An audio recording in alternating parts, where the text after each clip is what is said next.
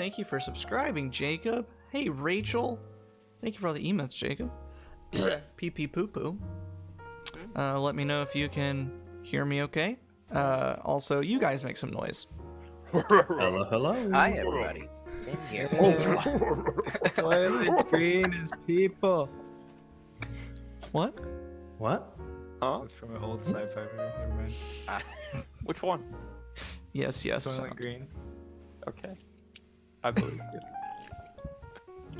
Cool, Alan. Sweet, sounds good. Then we can get right into it. No crazy announcements, all the normal stuff. Social media, Patreon. Please support. Love you too, Rachel. Because I am just eager as crap to get into this. If you see me turning and looking this way, because I also have my laptop set up, because I have too many things open on all the monitors. This is a lovely surprise. Ooh. But yes, I'll also be using my laptop over here for a variety of things. As you can see, it's not Shard Nights. Something a little bit different. Drew, good to see you have power. Yes, it is nice. No car parked in the light pole outside. Choice. Good. For Halloween, we threw together a Call of Cthulhu thing, and by threw together, maybe because your mic, because sometimes I get really, really quiet when you turn your head. I'll do my best. Maybe I can put it directly in front of my face like this. Oh, there we go. Harder. That's the audio quality people want, isn't it? This is what you want! This is the ASMR.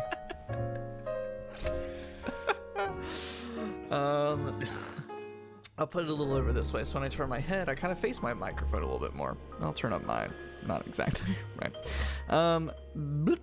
Not Shard Nights, we threw together this Halloween Call of Cthulhu one-shot, and throw together is an accurate descriptor. It's gonna be lots of fun. Lots of goofiness, but then also, of course, some Cthulhu terrible stuff. Of these folks, Drew is the only one who has ever actually... Oh, I have two Xaviers on here. Let me switch those. Drew is the only one who has actually played Call of Cthulhu. So this will Hopefully be... I don't screw it up. So everyone look at Drew when things go awry. Drew, how could you kill my character like this? Already. Oh no! The real Call of Cthulhu was the friends we made along the way. There we go.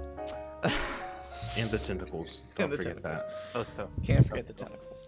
We'll never forget the tentacles, whether we want to or not. Never. Our shattered psyches will not allow it.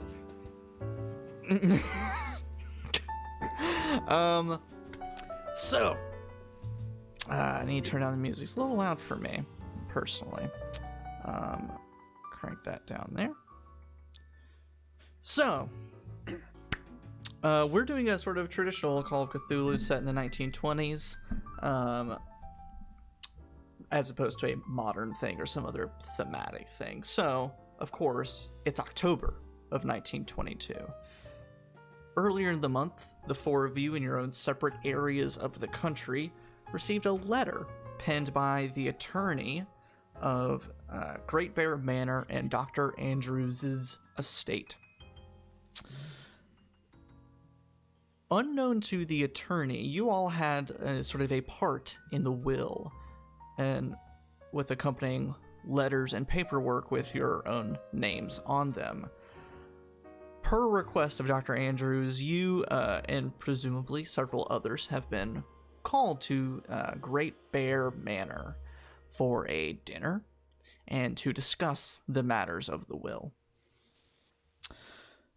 Now, it's been some time since you've seen Dr. Andrews.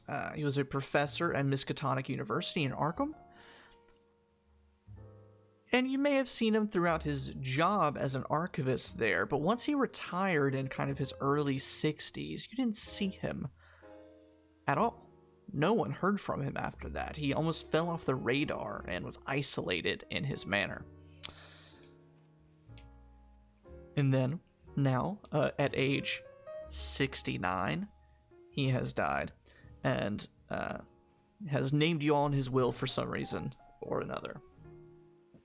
And so, you all head to Great Bear Manor in your own methods. Whether you have your own cars, you get some form of public or paid transportation out there. You make your way east of Arkham out into sort of the hills and forested lands between Arkham and the nearby towns. And on a great hill, you see Great Bear Manor. It's a large estate, but the estate property is large and the manor is large, but it's separated by a hill, and so you have to kind of go up these winding paths to reach the manor that's almost precariously built on top of this hill. As you arrive, it's a 2-story manor from what you can see from the front. No lights on upstairs. Not a single light on, but you can see lights and shadows moving downstairs of people that have already arrived or people who work there. Out front are some burning braziers that are managing to stay lit, despite the slight sprinkle of rain and the autumn chill that's coming this October. You see that carved into the large, beautiful wooden door, albeit a bit old, is this iron knocker in the shape of a bear's head. And so you knock. And we'll do this in the order that was sent to me. Alan, if you want to describe and introduce your character as the butler of the estate welcomes you in. All right. Am I seeing him face to face, or is it just like? Yep. Welcomes you, and you would have met probably this person before, longtime butler of the estate, in his 50s. You can either call him Timothy or Mr. Kerworth, but he is the butler of the estate. Kerworth? Kerworth. Kerworth. Kerworth. All right. So Hey, it's Mr. Kerworth. Kerworth. He says, Hey. "Lovely to see you, Emerson. It's been some time. We still get your milk deliveries, and I'm glad you were able to make it after the master's passing." Of course, yeah. And I brought in another case for you too. If you Oh, you brought in a case of cold ones for the occasion. Wonderful. yeah, of course. So describe your character, Alan. What do you look like for this somewhat somber event? What are you wearing? Are you wearing the short sleeve white button down and little white cap of a milkman? White trousers. So Yeah, my guy, knockers. the milkman of Massachusetts. The one and only. His name is Emerson the Milk Elmerson. He's a nice fella, standing about, I don't know, 6 foot, somewhere around there, I didn't really think about height. He's a young guy, he hasn't really hit 30 yet, but he's getting there. And for this event, he's, because you're supposed to wear black, so he's wearing what you think a milkman would wear, but kind of like opposite, right? So he's got the black shirt with the collar, he's got a white bow tie, black slacks, white belt, white shoes, Milkman in negative. Yeah, just imagine those photo negative beams of milkman. The anti-milkman. Mega milk. The almond milk.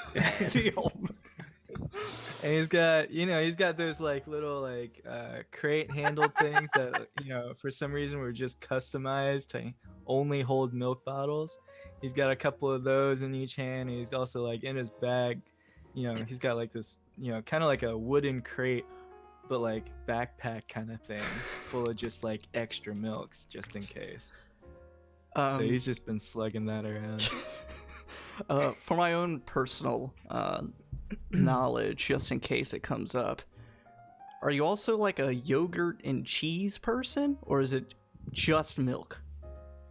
Well, the Elmerson farm, they dabble in some other stuff here and there, and they got like their own. They come by the farmers market, just offloading some other things that they've been, growing, building. But the big cheese is the milk. The big money makers.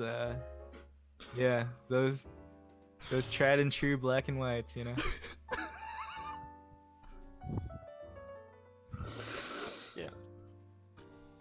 I'm waiting for Emerson to get into a heated argument because he's treating the milk industry like it's the military.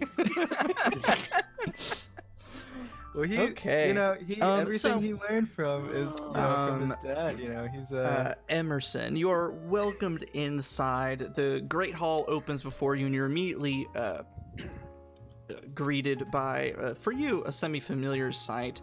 The hung taxidermied bear heads hanging on the wall, the bearskin rug in the middle of the floor, plenty of doors branching off to side rooms,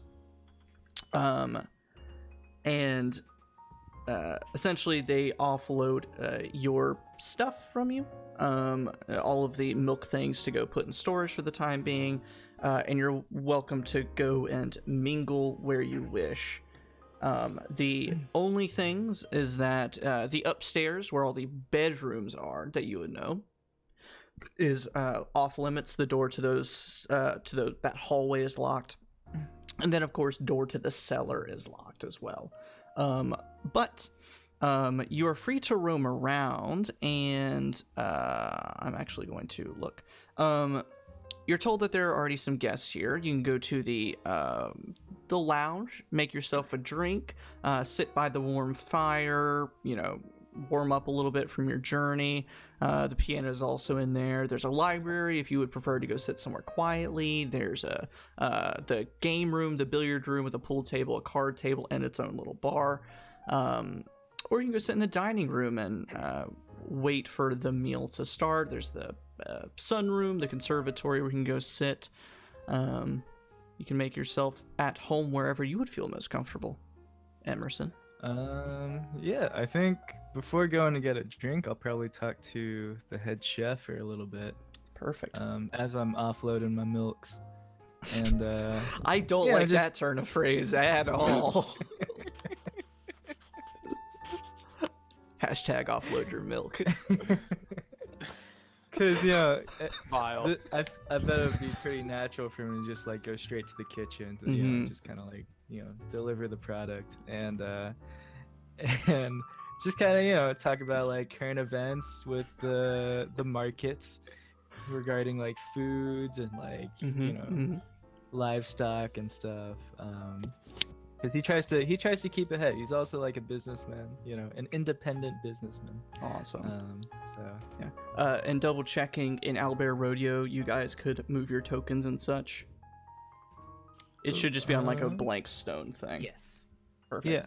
Because I am going to present to you. Oh, can you not, Drew? Is your computer dying? Oh, no, I could. I'm sorry. Oh, no, it was a little bit of an overreaction. I accidentally resized my figure to like 20 feet. Oh, okay. That's fine. It happens. So I'm going to move you guys to the map for Great Bear Manor.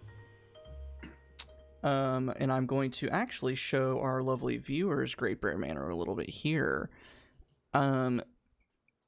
There are some similarities to another famous manor. So we've got the sort of parlor lounge area up there. With the piano and the fireplace. We've got the billiard and game room down here, and the bathrooms, the kitchen, the dining room, another bathroom, the conservatory sunroom, old Dr. Andrew's study, which is also a little off limits, and then the library. Plenty of spaces to go roam and visit.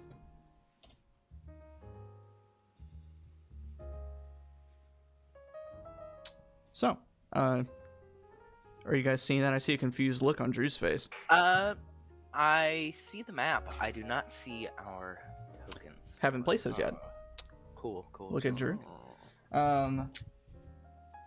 Drew's quick. So, Alan, I am placing you in the hall and going to move you to the kitchen where you will meet the cook. Hazel. Um, Oh, there's a bathroom. God, what if someone just mingles in the bathroom? turns the lights off and just sits on the toilet and waits for someone to come. Sorry, buddy. I gotta go mingle in the bathroom real quick. If you know what I mean. Gotta go. What was it? Drop off some milk. Gotta offload some milk. Oh man. no. How do I quote something? I need to learn that shortcut. Gotta offload some milk. I'll make a note of it for later. Yeah, I gotta go eat some cookies with this milk. That Gotta go get confuses some. things. I don't even know what that one means. So You know, like a hot chocolate. Are we still in the bathroom? I'm gonna mute myself. Are we playing Call of Cthulhu, or are we still playing a game? The sanity roll is Yeah. actually just to comprehend the milkman. Alan's already suffered like indefinite madness or whatever, like he's done for. He walks in and says, "Hey, I brought some milk." The butler looks down and says, "What milk?" Ah! Why is there a guy just drinking milk on the toilet?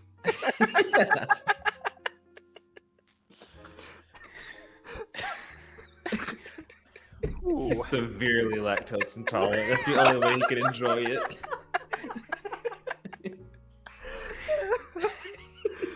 Oh man. Woo. Man, we haven't even one character deep. It's already off the rails.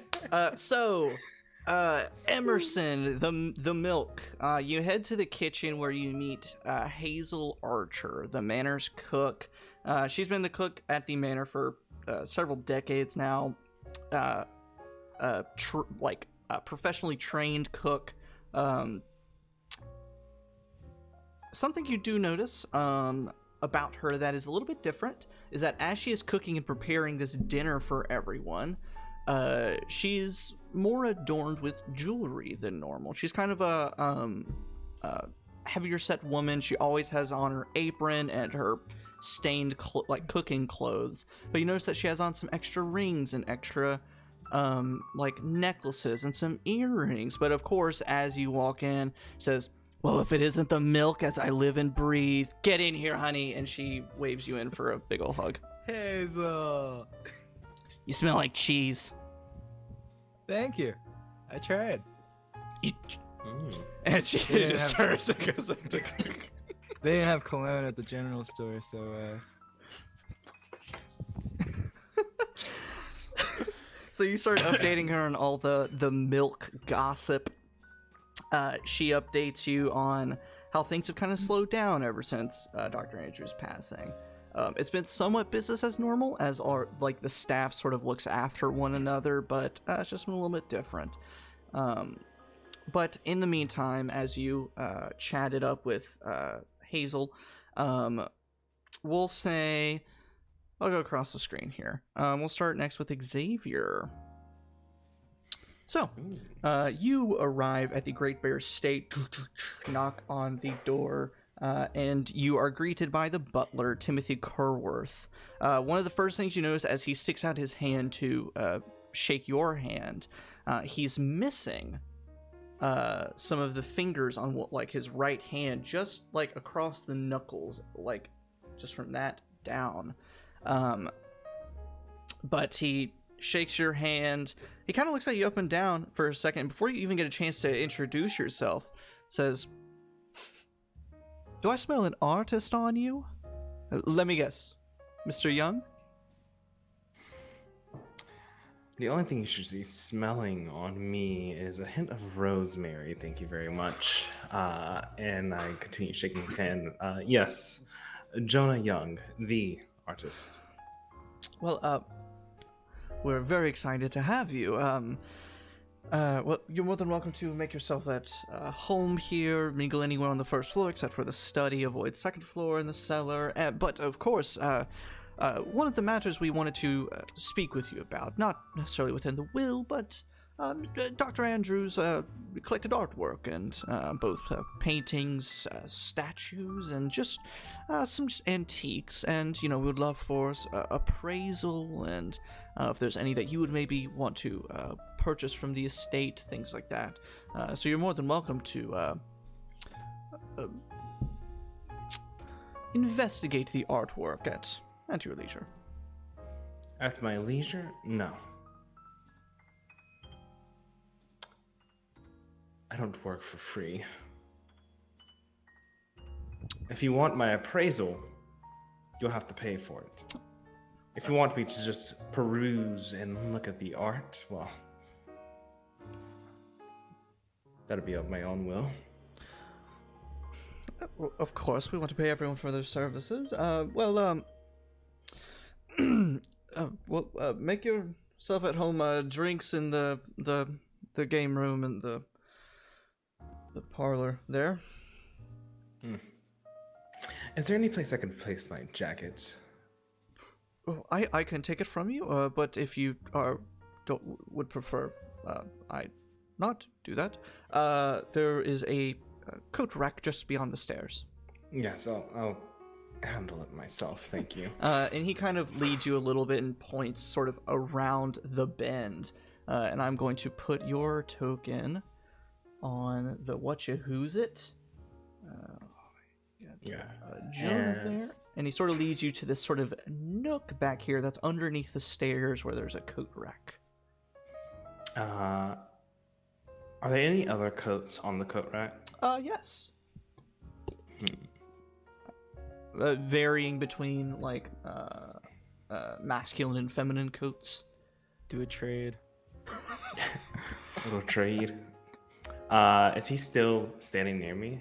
No, he would sort of leave you to it. He'll let you know, like, this door leads to here, this door leads to here, and he says, I don't know if you've ever met Mr. Elmerson of Elmerson Farms, the famous milk company, milk brand. Mr. Elmerson has arrived. I think he went to the kitchen to speak with the cook, so I don't know if you are familiar, but... And then also some old friends of Dr. I don't do dairy, thank you very much. I'm fine. Don't do dairy? Well, other friends of Dr. Andrews are here mingling as well, so feel free to enjoy yourself. Sure. And I am wearing striped black and white slacks, suspenders, nice button down. You see I have like a little flat cap. He has a large like overcoat and a very, very just like a very loud scarf draped over his neck. Oh, he's an artist. Of course. And even though he's indoors, he's wearing those like small like circle glasses. The John Lennons? Yes, and he's not taking them off Cool sunglasses. at all. But I look around at the coats here. Do I see any that seem wealthy? Seem wealthy. Yes, you would see some that are wealthy. One that you notice above, that sticks out to you above all the others. There is one that's wealthy that just seems it's just high quality, good quality coat. You see one that's average quality, but the other one that's high quality catches your attention because it has those leather elbow patches, and it immediately reminds you of a professor, like a school, like a college professor. Can I look inside and see if there's like anything, any name tag or any identification? I want to find out whose that is, because that's the person that I am going to schmooze all night. the whoever professor it is. Yeah, whoever rich person that is. I need to find out who the wealthiest person in the room is. Doing a little digging in both sort of the wealthy looking jackets. The first one that you dig through, the only thing of note that you find is a business card for a lawyer, an attorney, for Jessamine Craddock, the attorney of the estate. So that's one of the wealthy jackets. The other wealthy jacket, the one that is professor-esque, you dig through, and you see that there is sort of looks like a card stock identification card almost, with the name Dr. Leon Heller. Leon! And if you would do me the favor of making the first roll of the game. This one, this is the hard part. There's not really necessarily a skill associated with this. This is more of just straight up recall. So let me pull up a character sheet for myself, my own reference real quick. I didn't have one pulled up. I'm terrible.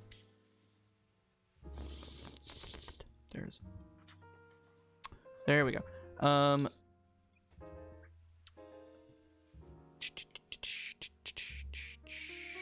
Yeah, if you will make an intelligence roll, that's one of your characteristics, not a skills. Okay. So what you want to do is roll your D100 and get lower than your intelligence characteristic number. Okay. Leon! Oh, I rolled an 85. My int is a 65.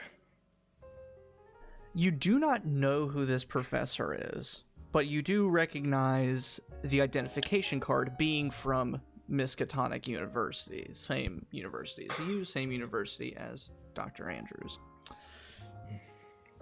Perfect. 2 wealthy people. I found my targets, and now just gotta play it cool and earn some money. Mm-hmm. And just a quick look around, you immediately find Jessamine and Leon both playing a game of pool together in the billiard room, in the game room. 2 birds with 1 stone. Jonah, you've done it again. And I'm just gonna saunter in. He says out I loud. definitely didn't leave my jacket on the coat You rack. walk out with your jacket still on, Yeah. holding business cards and a university ID card in your hand.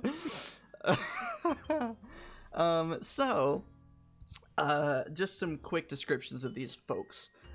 Jessamine Craddock, she's not the most, she's not very easy on the eyes. Bit crooked features, pockmarked face, kind of messy, like unruly hair that's definitely like not been washed in like a week or two, that she's just been kind of keeping up in a bun, and then she sleeps on it and then puts it up in a bun again and then sleeps on it and then puts it up in a bun again. So it's really just a knot up there. Kind of like mine's starting to get a little bit. It's a cauliflower at this point. It's a cauliflower. She is wearing a sort of nice skirt and blouse. And the one thing you do notice as they're playing pool is that she immediately stops playing pool every time she takes her shot and starts playing with a cat that's walking around, this little white cat with gray stripes. On the other hand, Dr. Leon Heller is not as friendly looking. On the tall side, maybe 6.5 feet tall, very slender, very slim, pointed features, high cheekbones, sunken cheeks, and a scar that very villainously cuts through his eye, just straight down on one side. The other thing you notice is that as he is lining up his shot every single time, he looks way too tense, shoulders up to his ears, grinding his teeth. But he is also downing glasses of wine like a fiend. One after the other, after the other. As you walk in and kind of, make yourself known, they greet you. He gives you kind of a, and that's about it. But Jessamine says, "Yeah, hi. I've been looking forward to meeting you. You know, it's actually you're an artist. You might enjoy The artist, yes. the artist. One of Dr. Andrews' friends, Marjorie. She's over in the parlor. She's a painter. You might, have some comedy. I don't know if you like to play pool or poker or anything, or if you like to drink. I think in this moment I'm just going to simply observe, take in the beauty and art that's happening in this moment right now. Oh, okay. She turns to Leon, who's grinding his teeth while he's lining up his shot. She says, "So you're not really one for a conversation, Jonah?" I'm one for intellectual conversation if that arises tonight. But in this moment, I simply want to just embrace the present. Is that fine? Yeah, sure. Mm-hmm. And then I'm going to go and then play with the cat. Yeah. And you can tell she was kind of fishing for a conversation, because after you guys kind of wrap up, the room just gets awkwardly quiet. No one's talking. It's just the clacking of pool balls, skittering of cat peats on the floor. That's about it. And you can help yourself to drinks and join in a game and do what you wish. But next up, going down to the next person, Drew. You arrive at Great Bear Manor, knock on the big front door. The butler, Timothy Kerworth, answers, shakes your hand, gives you the rundown of saying, parlor, and then there's the artist is here, and the milkman, and the Elmerson farm, and all. Gives you the rundown. And if Drew, you want to describe what Elijah looks like. So Elijah is nigh on the end of his prime, middle 50s. His curly red hair has now begun to largely gray. He's in a full, not tattered necessarily, but well-traveled brown business suit. Obviously came here as though off the road, not necessarily his finest, but here because he was supposed to be. He's a little scatterbrained, as he's constantly just kind of lost in the last book he's been reading. He is a book dealer of rare and sometimes banned books, depending where he is at. Love it. And you may have met the butler Kerworth a handful of times, maybe just once or twice, but sort of getting a rundown, likely from the estate attorney. As part of his rundown, he lingers on the library and says, I assume a man of your occupation would prefer to linger in the library for a little while. If you do, just mind the study. Wait for the attorney to unlock the door for that. And if you decide your eyes get a little too tired from reading, you can always go play some games or sit by the fire. Oh, thank you, Mr. Kerworth. I shall enjoy reading these books. Of course, I'll stay out of Dr. Andrews' study. And he leads you to the area where you can hang your coat. And then, of course, opens the door for you to the library, which I will move you there. And as you go in there, there's no one else in there, which gives it sort of eerie but also peaceful ambiance. Mr. Kerworth, you know exactly what I like. A peaceful time in a library. Myself and some books. And he gestures toward sort of the messy table and says, apologies, we were waiting to do any major cleaning or major moving until the will was sorted. But I guess feel free to peruse whatever Mr. Andrews, or excuse me, Dr. Andrews was perusing at late. Well, I'm sure you must get back to your duties, so I will happily go through what is here, see what he has gathered in his collection since I've been gone. Yes, of course. And if you need anything, of course, just give a yell. No, definitely. And so he leaves you all alone in this cluttered but fairly expansive library. I definitely am nosy as all get out. My eyes are drifting to see if any of the books I acquired for him are out and in here. But of course, I'm looking at the stuff that was left out by Dr. Andrews when he was still alive using the library. Go ahead and make a library use check. Let's see here. I love that there's a mechanic for that. I know, right? This is a great game. Ooh, that's a normal success. That's like in 3.5 they had the gather information skill. I wish they kept that skill in 5. Like that's Investigation. I guess, but like I've seen a lot of people. It's nice that it's its own skill. And I've seen other people like substitute like sort of investigation and intelligence for investigation and charisma. So it's more like a rubbing shoulders, rubbing elbows, like, hey, give me some information.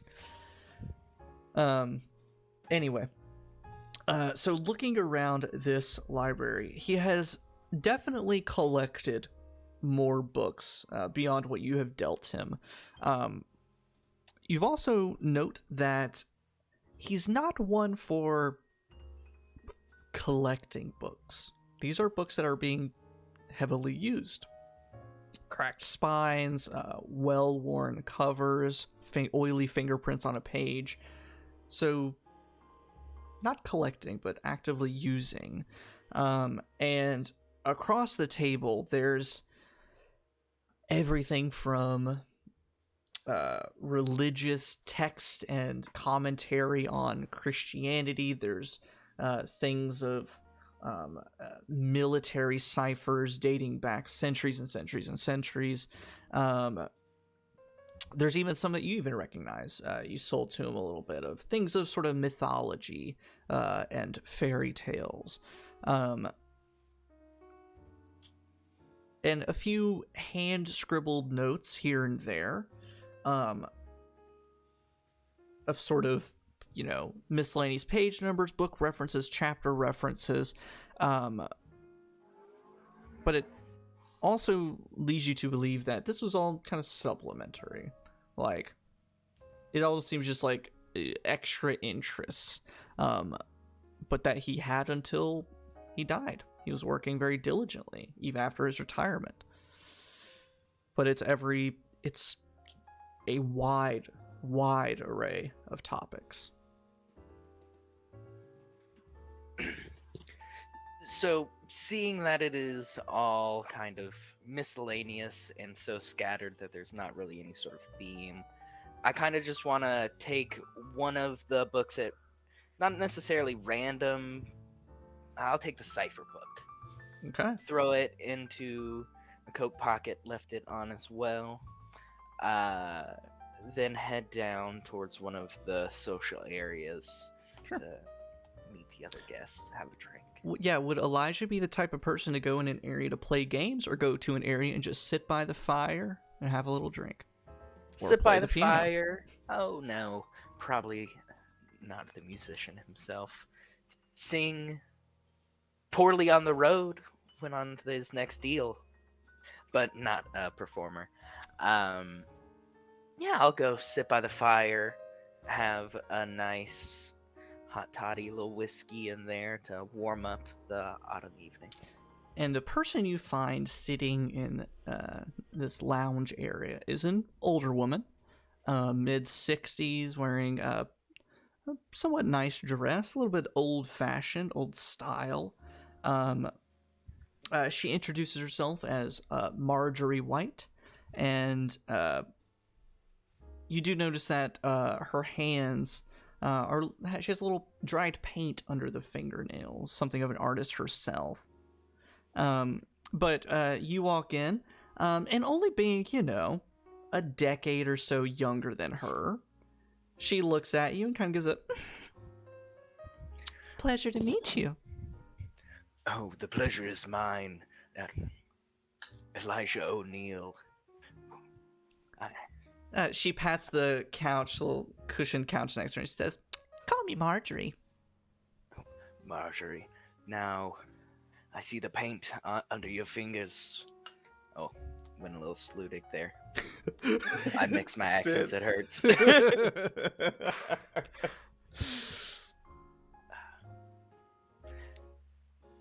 I see you're a bit of a painter. What sort of works do you like to do? Nothing professional, just a little personal stuff, family, gifts, things like that. I'm surprised you even noticed. I mean, I guess I do need to take a little bit of care of my nails. Sorry. And she immediately starts hiding them. Oh, nothing at all like that. Just nice to see people who go out and create new things. As someone who likes to collect old things, someone has to make things before they get there. She makes a little... She says, well, I mean, I'm an old thing, but no one's coming to collect me. And takes a little sip of her wine. Well, here I am. Sip. She, feet up on the couch, leans against the back. She says, so, how did you know, Dr. Andrews? Well, the doctor and I go back a little ways. I didn't really know him all too well, but occasionally I would go grab him a book or two if he needed them. Nothing ever seemed quite very connected. He seemed a man of errant thoughts. You got that right. But what about you?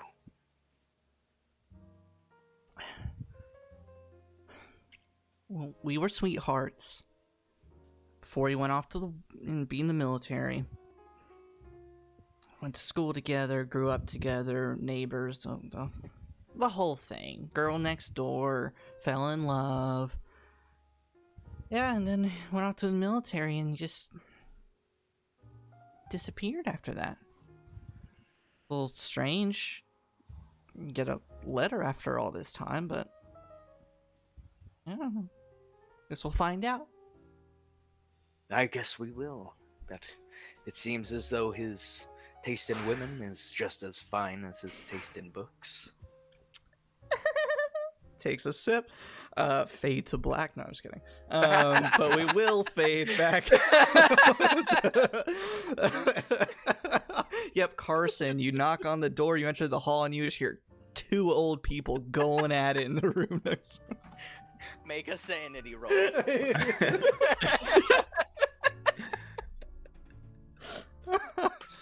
Oh, it's this kind of party. Okay.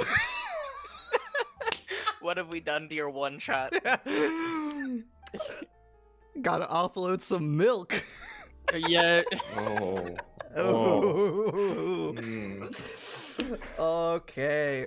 So, Carson, you arrive, Great Bear State, Bearhead Knocker, open up. You, probably for the first time, meet the butler, Timothy Kerworth. You see sort of the missing fingers on one hand. And as immediately as you step in, he gives you sort of a stiff, awkward salute that's definitely not accurate, but it's a kind gesture. He immediately recognizes you as someone of military standing. Yeah, I smile and salute back and just say, "At ease, soldier." He gives kind of a chuckle, and sticks out his hand, and he says, "Wonderful to finally meet you. What should I call you? General, Brigadier General? Do the whole spiel?" You know what? Tonight, I think. You know what? It's a party. Theodore. That's fine. I thought you were gonna go with Teddy or something. Like Yeah. really loosen up. Not quite that loose. But he says, well, it's a pleasure to finally meet you. I've heard some wonderful tales about you. Oh, I'm sure you have. Morris knew how to talk. The old sod. May he rest in peace. May he rest in peace. He says, well, feel free to make yourselves at home. There's a coat rack around the stairs to hang up anything you might wish. Cursworth, is it? Cursworth, Yes. yes. Did you point me in the direction of the brandy and cigars before they make those illegal too?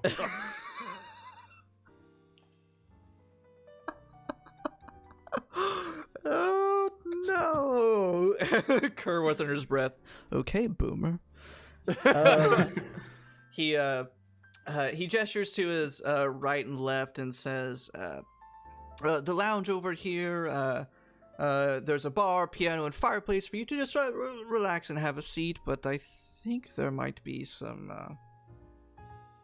a new love blossoming in there tonight." Oh, Well, then.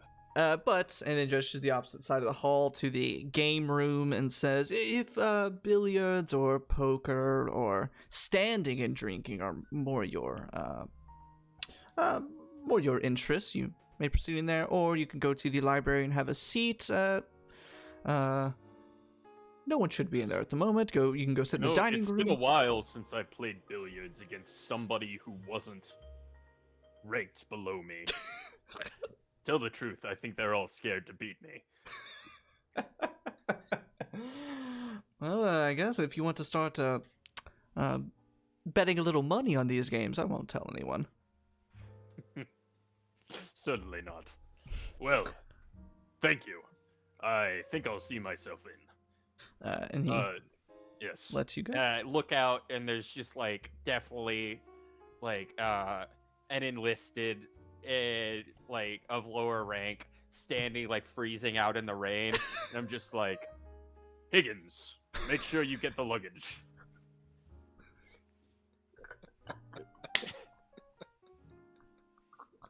I thought you were just gonna leave him in the rain. yeah. I can only assume Higgins pushes up his glasses and says, "Yes, sir," and runs off. Good lad. Good lad. But assuming you head over to the game room, you walk into a scene. A bit of an awkward scene. Describe? Oh yes. Sorry. Yes, describe your real quick? character. Yeah, so it's character is Brigadier General Theodore J. Harrison, and a man who stands at about 5'7" on a good day. He's my height. He's my Yeah. size. Yeah, is about visually the age that Dr. Andrews would have been when he passed, so like late 60s. 69. I made him 68 specifically to to swerve away from that, but I should have known it would come up. But yes, he stands and with like a perfect military posture despite his age and seems rather spry. He wears like an officer's uniform adorned with a number of medals and regalia. Like, I mean, this is definitely a like social event, but this is somebody who is like so deeply ingrained in military culture that he's just like, well, of course I'm gonna wear this. He is kind of like still pretty well defined features for his age, has like kind of a thick, well manicured mustache, like a hair like pomaded and parted very neatly. Or and is he a whatnot. Dapper Dan man? I think, yeah, he's a Dapper Dan man. Lean in. He's a Dapper Dan He's man. a Dapper Dan. He definitely is kind of like a man at the end of his career, or I guess it's just kind of like a relic of a past time. And because I mean, you know, probably like the area of thick mustaches has been left behind, but Theodore J. Harrison is holding on with all his little might his hands can muster. But yeah, he Holding walks on to around. those handlebars. Yeah, he walks around with an air of authority and makes a beeline for whatever the decanter is and the cigar humidor. Wait, yeah, 68 means he was around during the Civil War, right? No, well, yes. Yeah, technically. I figured out he would have been born in, what is it, 1854. Yeah, so he would have been a kid growing up. Oh my In the god. Civil War. Yeah. Good to know.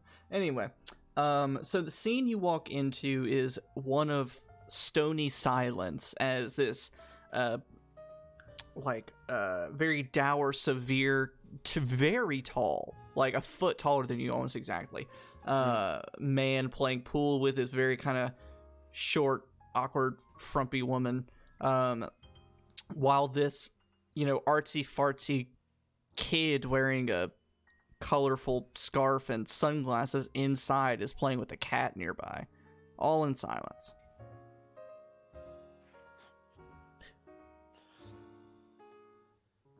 Was this a party or a funeral? My God, people. I walk over and just noisily pour Jessamine, the myself. attorney, kind of adjusts her glass. She says, I mean, I guess it's kind of both. Yeah, I guess it's kind of both. Kind of like looks around like, yeah. And then Leon, the old professor, just shrugs. Huh. Well, I've got next game. I go over and just insert myself and fucking grab a pool cue, which is definitely like as tall as me or something, and just start chalking it up. This. Yeah, I definitely just like Theodore definitely has an air of like kind of old money bluster about him. And he definitely just starts telling stories is about Dr. Andrews, like them like meeting at West Point and whatnot. It's just like, oh, he was a year older than me. And you know how it is. Is you go in, the hazing, whatnot, boys will be boys. But, he tried to set my underwear on fire, and I gave him a black eye, and we were inseparable after that. Yes. Wait, if he's a year older than you, then canonically he died at 69. Yes, we've established that, Okay. Alan. That's the gag. That is- That's the bit. That has been alluded to multiple times. Okay. Yeah, but it just definitely like filling this awkward silence with just full force of personality. Can I tell that he's old money? Ooh. I'm because I mean, I see he has his military. I'm gonna say garb on, because right? this is like your thing. Yeah, you could probably tell he's old money. All right. Let's see. Okay, Jonah, you have three of the wealthiest people all together in one spot. It's time to make a move. I stand up with the cat, petting it. I saunter over. I can't believe it. It's right before my eyes. Art in the making. I look at all three of you. Tell me, have you ever been painted?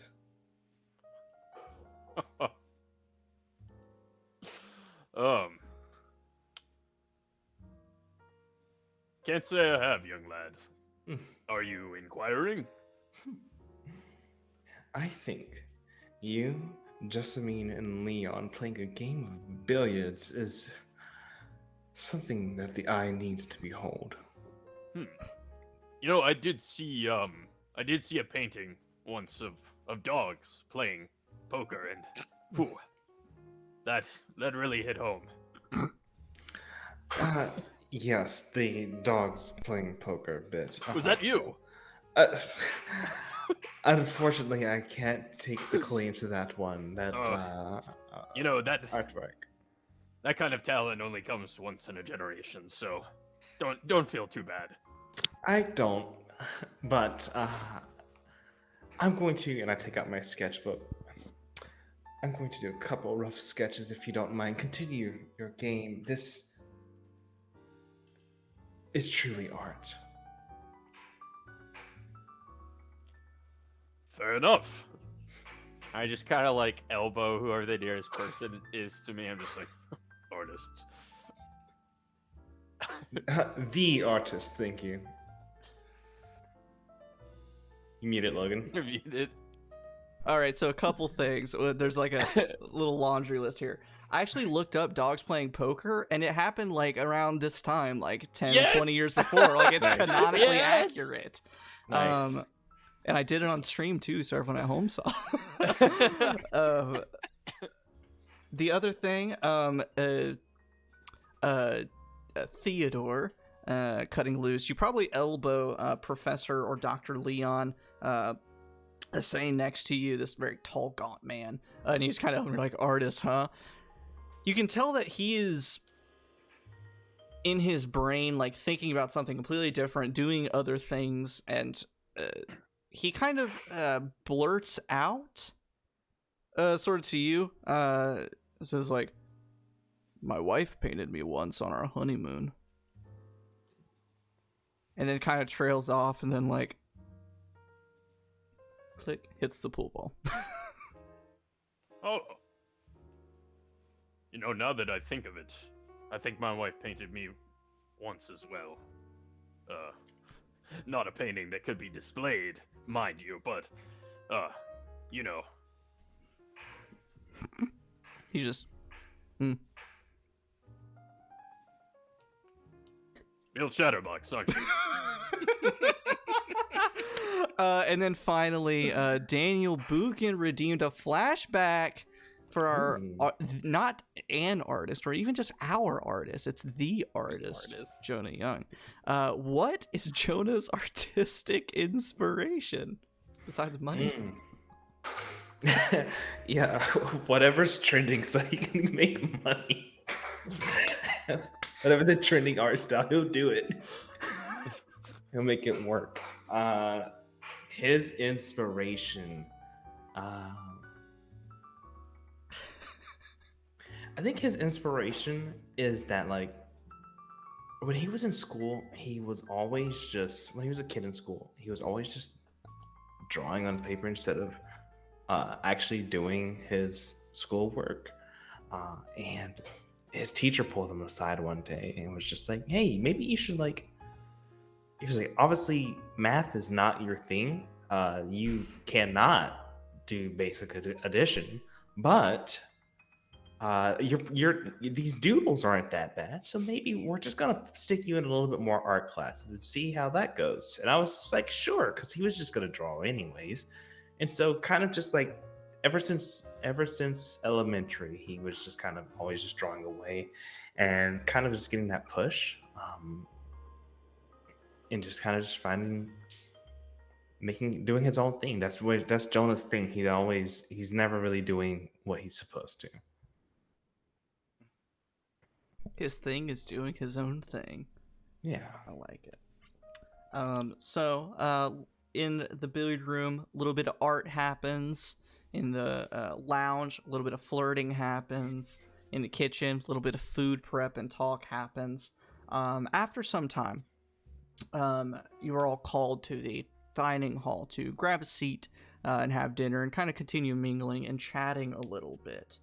Of course, Professor Leon wants to sit as far away as humanly possible from everyone. He goes down to the head of the table, but he's stopped by the maid Prudence, who's helping set the table, and that is Dr. Andrew's seat. No one can sit there. So he sits at the next nearest seat.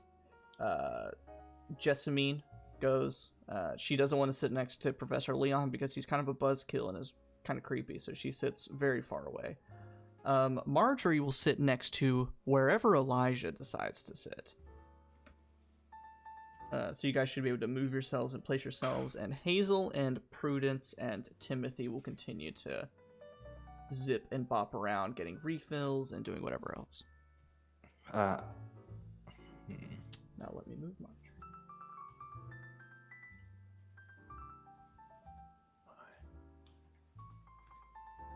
I'm placing myself right here. The head. I was gonna ask who was gonna take the opposite head of the table. Perfect. And then Oh, here. awesome. Cool. Now, of course, I need to toilet cat. How everyone else doing? I do need a refill for water. I could use some popcorn. Okay, so before taking a drink and snack break, I'm gonna pass the ball to you four to do a little bit of meet and greet within your 4 characters at the dinner table over whatever food and glasses of milk and wine. Yummy. And kind of meet and greet while I go use the restroom very quickly. Does that sound I'm good? going to, yeah. Perfect. I look at Emerson and I go, is that a noir black milkman outfit?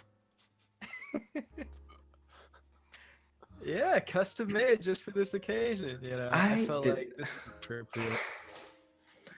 I didn't even notice you could have that made. That is an interesting choice. Well, you know, Yeah. when you've been in this business long enough, you know. That's hilarious. Did Morris put you up to that?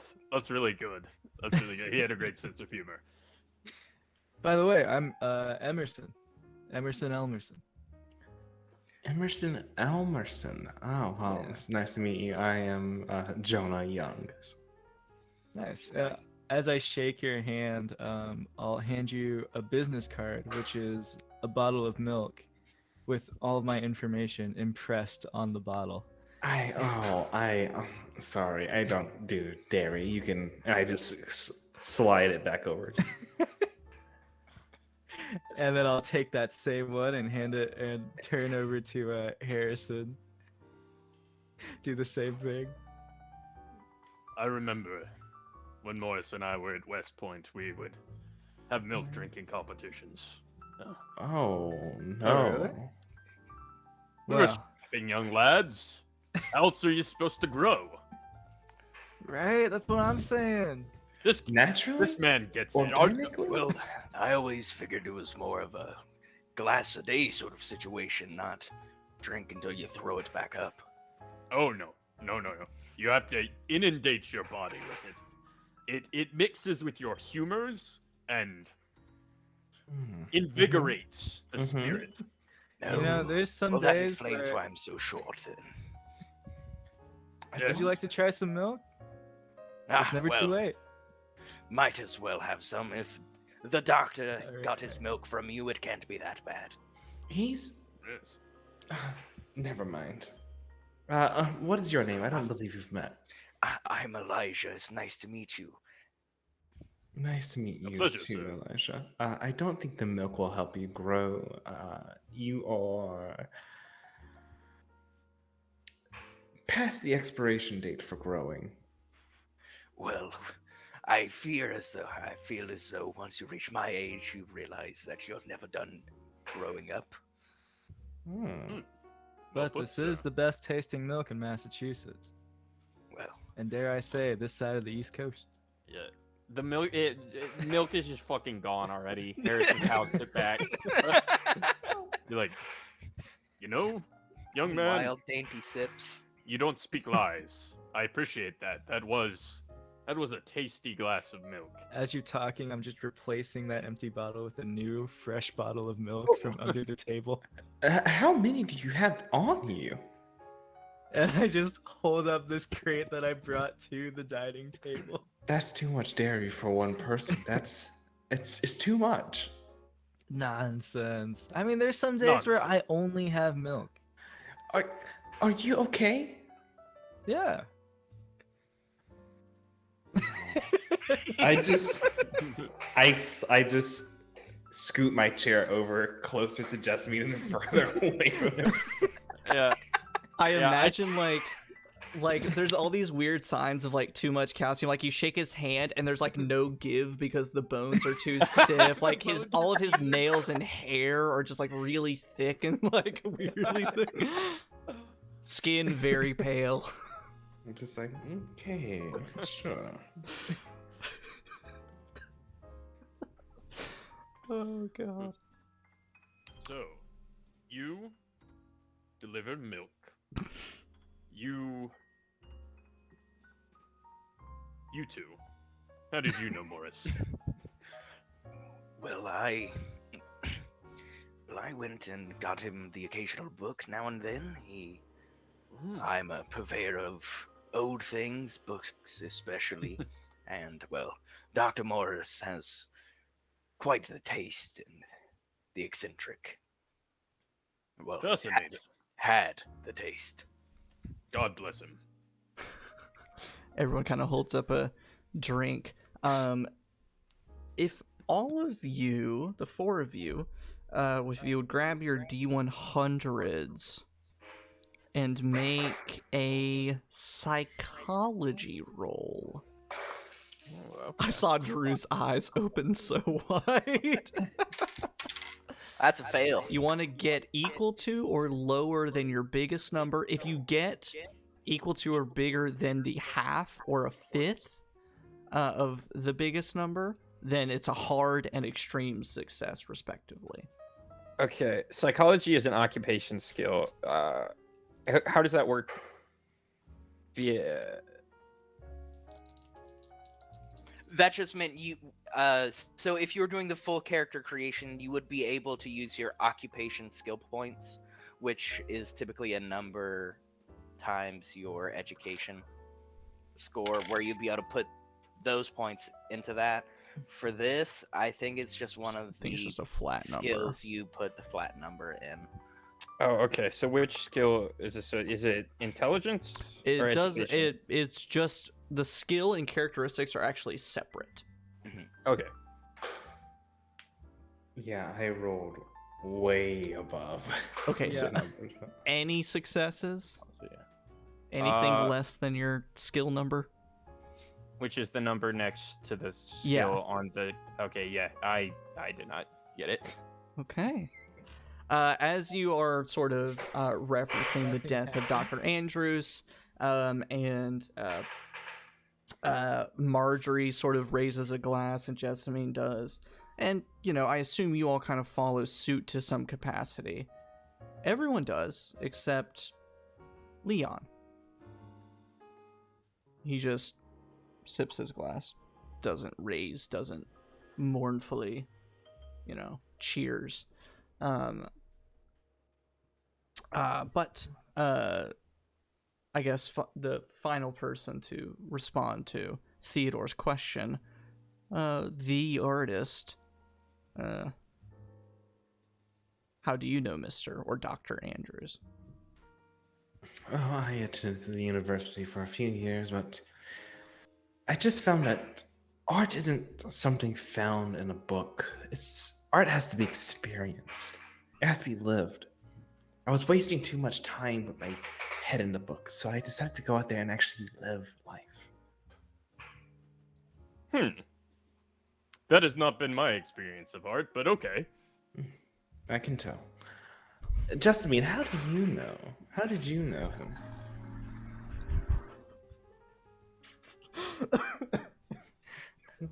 I can tell. Got me. So Jessamine awkwardly looks up to you. She says, "Oh, I just handled a lot of his legal matters with his will and the estate. Sort of a family friend."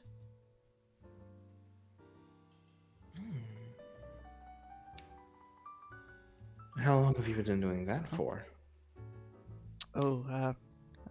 15, 20 years? Wow. You must have grown quite close to him. Sure, yeah.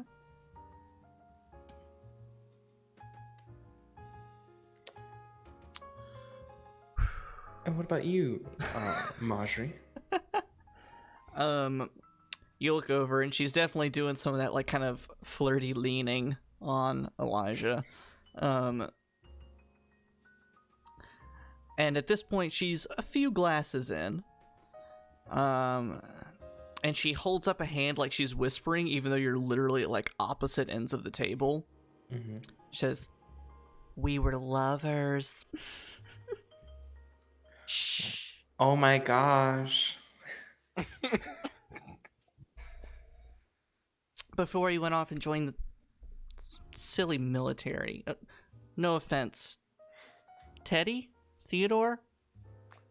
Theodore is fine. Theodore. Yeah, he never wrote me again, and he didn't write afterward, but, I think I might have someone new in my life. I know I'm a little old, but, it's never too late for love. Sure. Just an awkward silence. Everyone's like,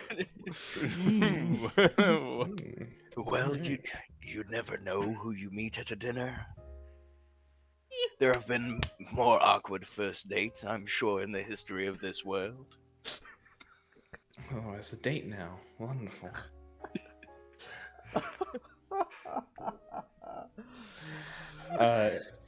Leon. Leon. How did you beat him? Oh, university. And then he looks up at you and for the first time, makes eye contact with you, Jonah. I remember you. You were right. You were a terrible student.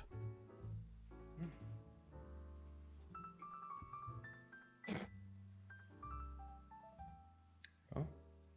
Terrible student, wonderful artist. School was holding me back.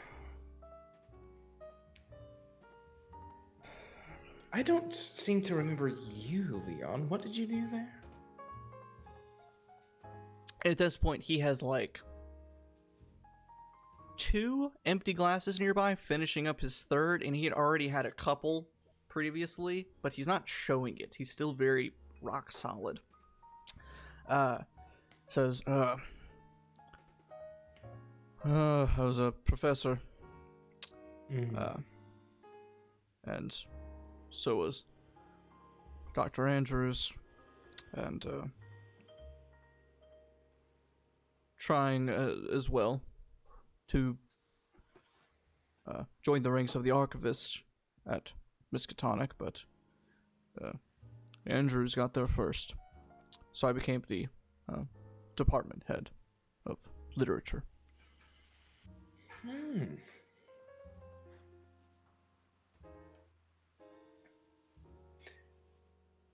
It is strange. I've never heard of you. I've never heard of you with my meetings with the doctor. Surely he would have wanted me to be in contact with someone running for the same job as him in the university. He starts to grind his teeth. You can see the muscles in his jaw and cheeks working. He says, he was an old crank. We never liked each other. Oh, well then I see he must be playing some sort of sick joke to have you here at the dinner tonight. Yeah, must be. Anyway, he turns to Jessamine, and again, with a little bit more brashness than previously while playing pool, says, Jessamine, what about the will? Looks like we're all about done. She says, sure. Is everyone else ready? I'll go to the study to open up every envelope that I can and check over all the notes and kind of call you back whenever I'm ready. But I'll get started on that. Sure. Not really waiting for anyone else to be like, yeah, I'm ready. You can tell she's just antsy. So she slips away back to the library and presumably back to the study, and Timothy and excuse me. Actually, I'm gonna need Theodore to make a check here. I need to check and see what skill that's gonna be, because it's something very particular. So Carson, I'll give you the choice. You can make either a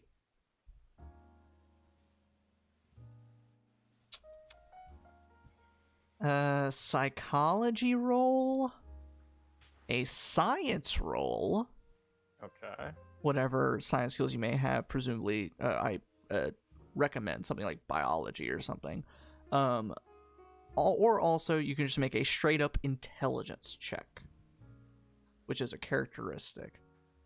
Okay. It seems like I don't know if I'm doing the skills right, because it seems like next to psychology is 10%, which I would have to roll A That's 10 right. 10 or lower Yep. Yeah. on a D100. Yep. Yep. Yeah, I'm gonna go Yep. straight intelligence. Just go straight intelligence. This is Okay. essentially an idea. Cool. Okay. So you need to straight get lower than the intelligence. big number, or if you get lower than the second or third numbers, that's even better. Yep. I rolled a 21 against 70. Ooh, Hard. hard success. Rad.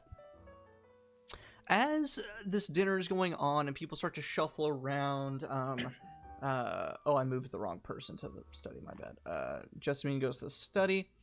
The butler, he moves around, starts clearing up some plates, same with Prudence. Leon immediately gets up, wasting no time, and disappears through this door, presumably heading to the study, or not, sorry, the sunroom or the conservatory.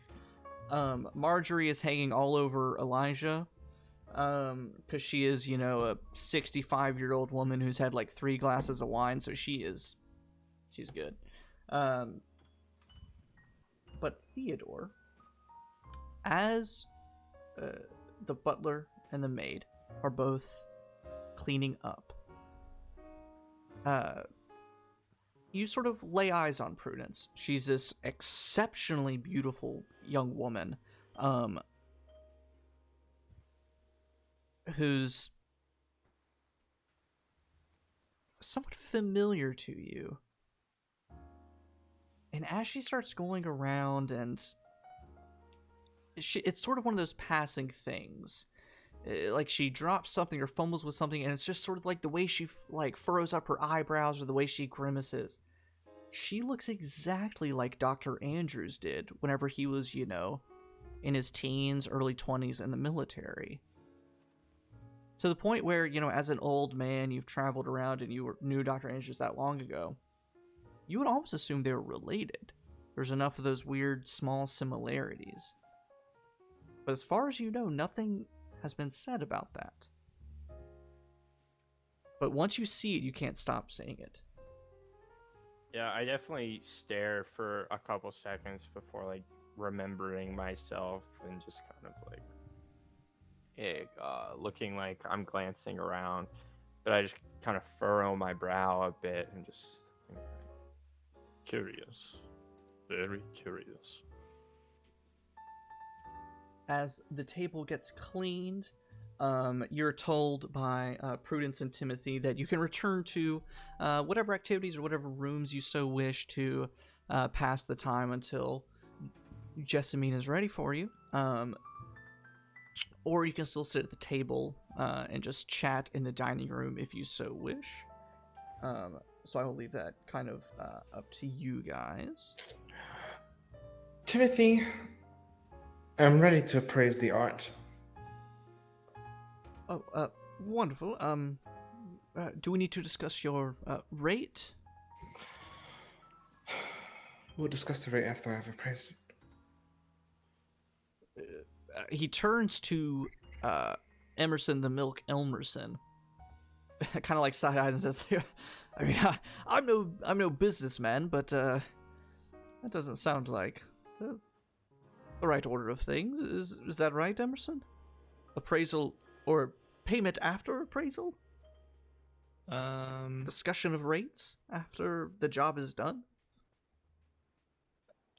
I personally don't know much about appraising. Oh, you but can my make something up. character would. Yeah. That's how it works? Yeah?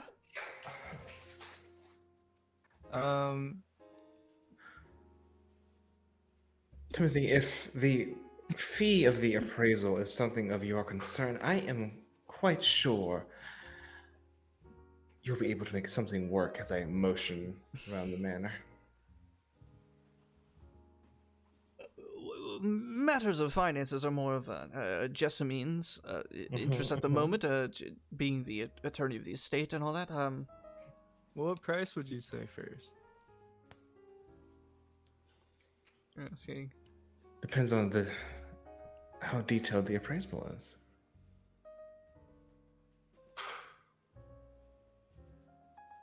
Would you prefer that I talk to Justin? Are we talking about the act of appraising it, or? I think so. Oh, okay. Yes. I am severely confused right now.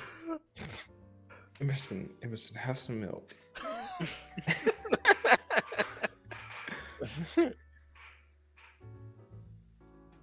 Wait, so we're talking about the cost of just appraising? Yeah.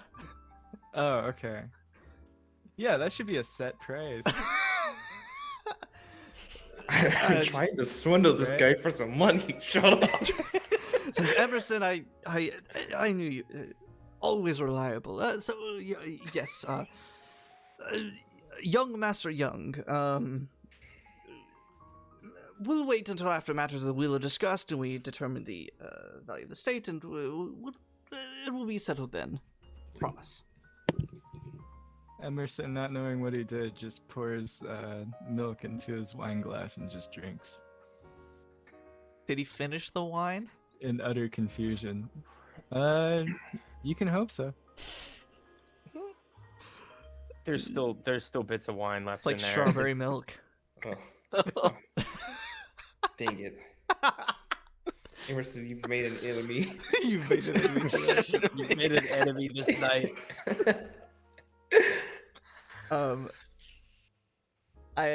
Elijah, Marguerite's gonna hang on to you basically for the rest of the evening until told otherwise.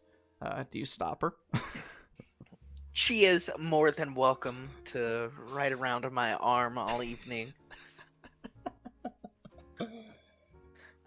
Elijah's an old man who lives much of his life on the road still. He'll be happy to have a beautiful lady. Can't say young, but You know, the bookmobile. It's lonely.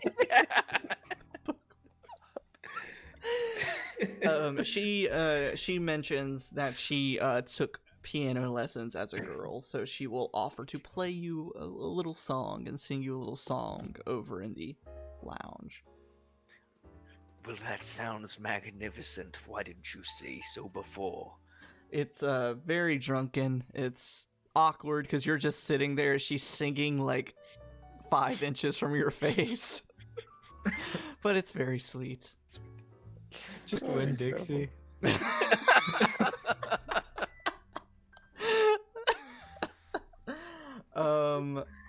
So for the other 3 of you, is there anything in particular you want to do while you wait, or do you just want to kind of loosely mingle? I'll talk with Prudence a little bit, like without revealing this kind of I guess revelation or whatnot. That sounds too strong. This kind of like feeling I have.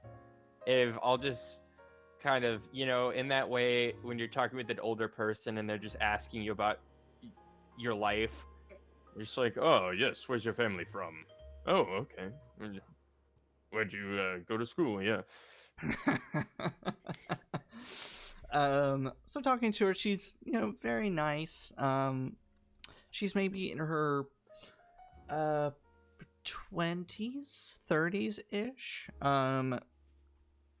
As you talk to her, she sort of responds likewise with very curious questions, asking about where you're from, where you went to school, what was the military like, how did you know Dr. Andrews?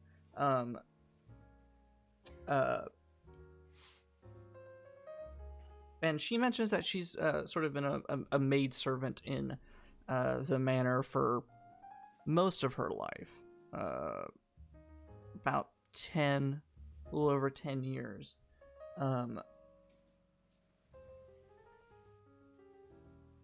She does mention that she is adopted.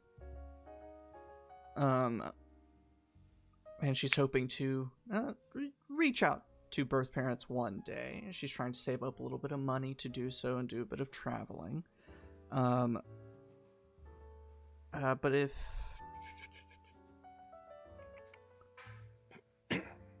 do you have any like sort of charisma-ish skills, like intimidate or charm or persuade or anything like that? The milk does. Of course. I have I persuade and listen. If you'll make a persuade roll for me. Okay, which persuade? I have to roll lower than 10 on a D100. Okay.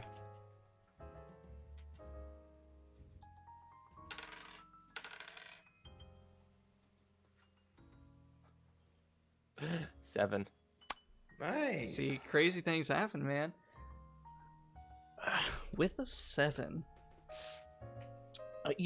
So difference between like persuade and charm. Charm is sort of like, using your wiles to get information. Thank you, Daniel. Fast talk is sort of being able to trip up your conversational opponent. Persuade is more of a logical argument kind of charismatic approach. And you're sort of able to phrase your questions and your comments in just a way. Have a great night, Daniel. Thank you for being here. Bye, Daniel. You're able to sort of phrase things a certain way to catch her off guard a few times, to get her to let loose a little bit. She sort of talks about Dr. Andrews in a very familiar way. She talks about the estate in also a very familiar way. Not as much as a servant who works there, but as a person who lives there. It is their home. They are part of the manor, so to speak. But what sort of catches you a little more off guard is that her adoptive parents told her a story, or told her about sort of her birth parents, and that the mother sort of secretly ran away to essentially went on an extended vacation to give birth in secret, stayed away for long enough so that her birth father never knew. And she has said since that she has actually found her birth mother, but has since died.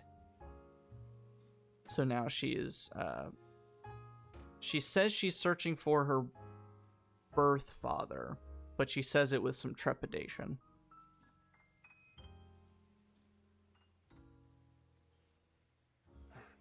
That is a tough situation, my dear. I'm sorry to hear about the passing of your birth mother. You seem to have some hesitations in looking for your birth father. Understandably, but have you found any leads? I mean, I know Professor Andrews Norris was well connected and would have loved to have helped, so.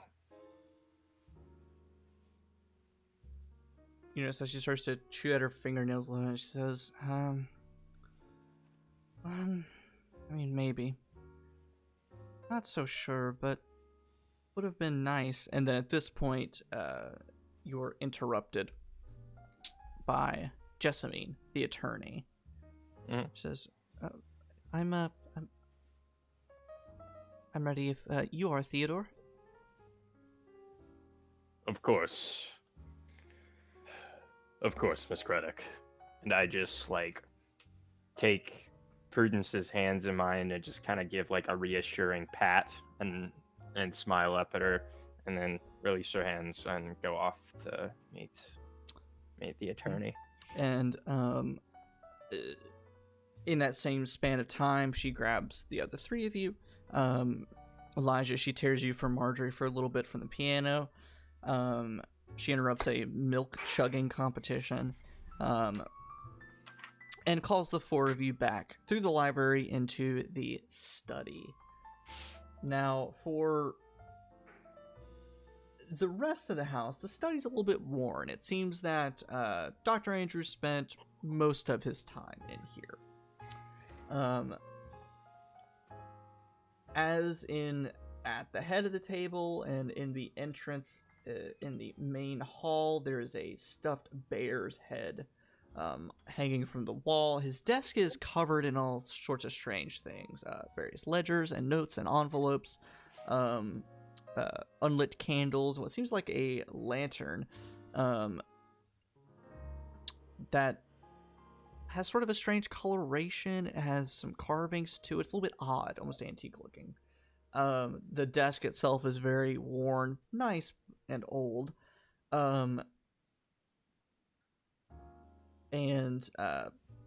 very quickly, Jessamine says, so besides invitations for you all, I had to do a little bit of digging to track down where you were at this moment.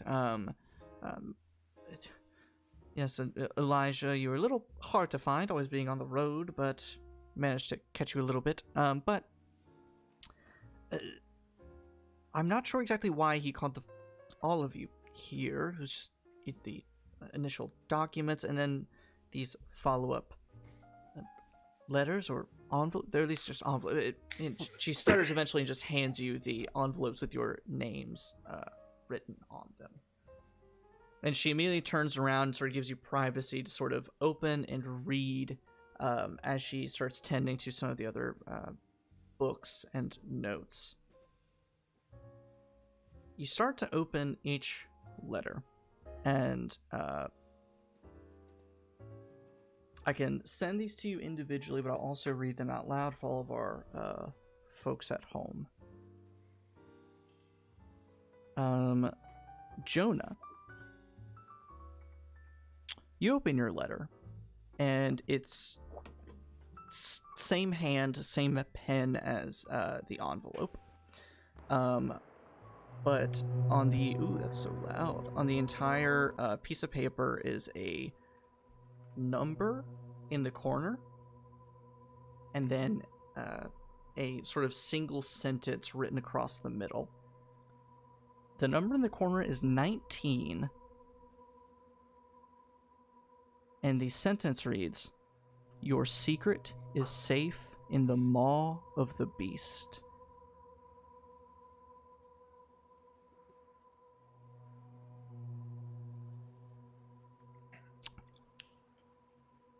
Theodore. Similarly, there is a number in the upper corner and a sentence written in the middle.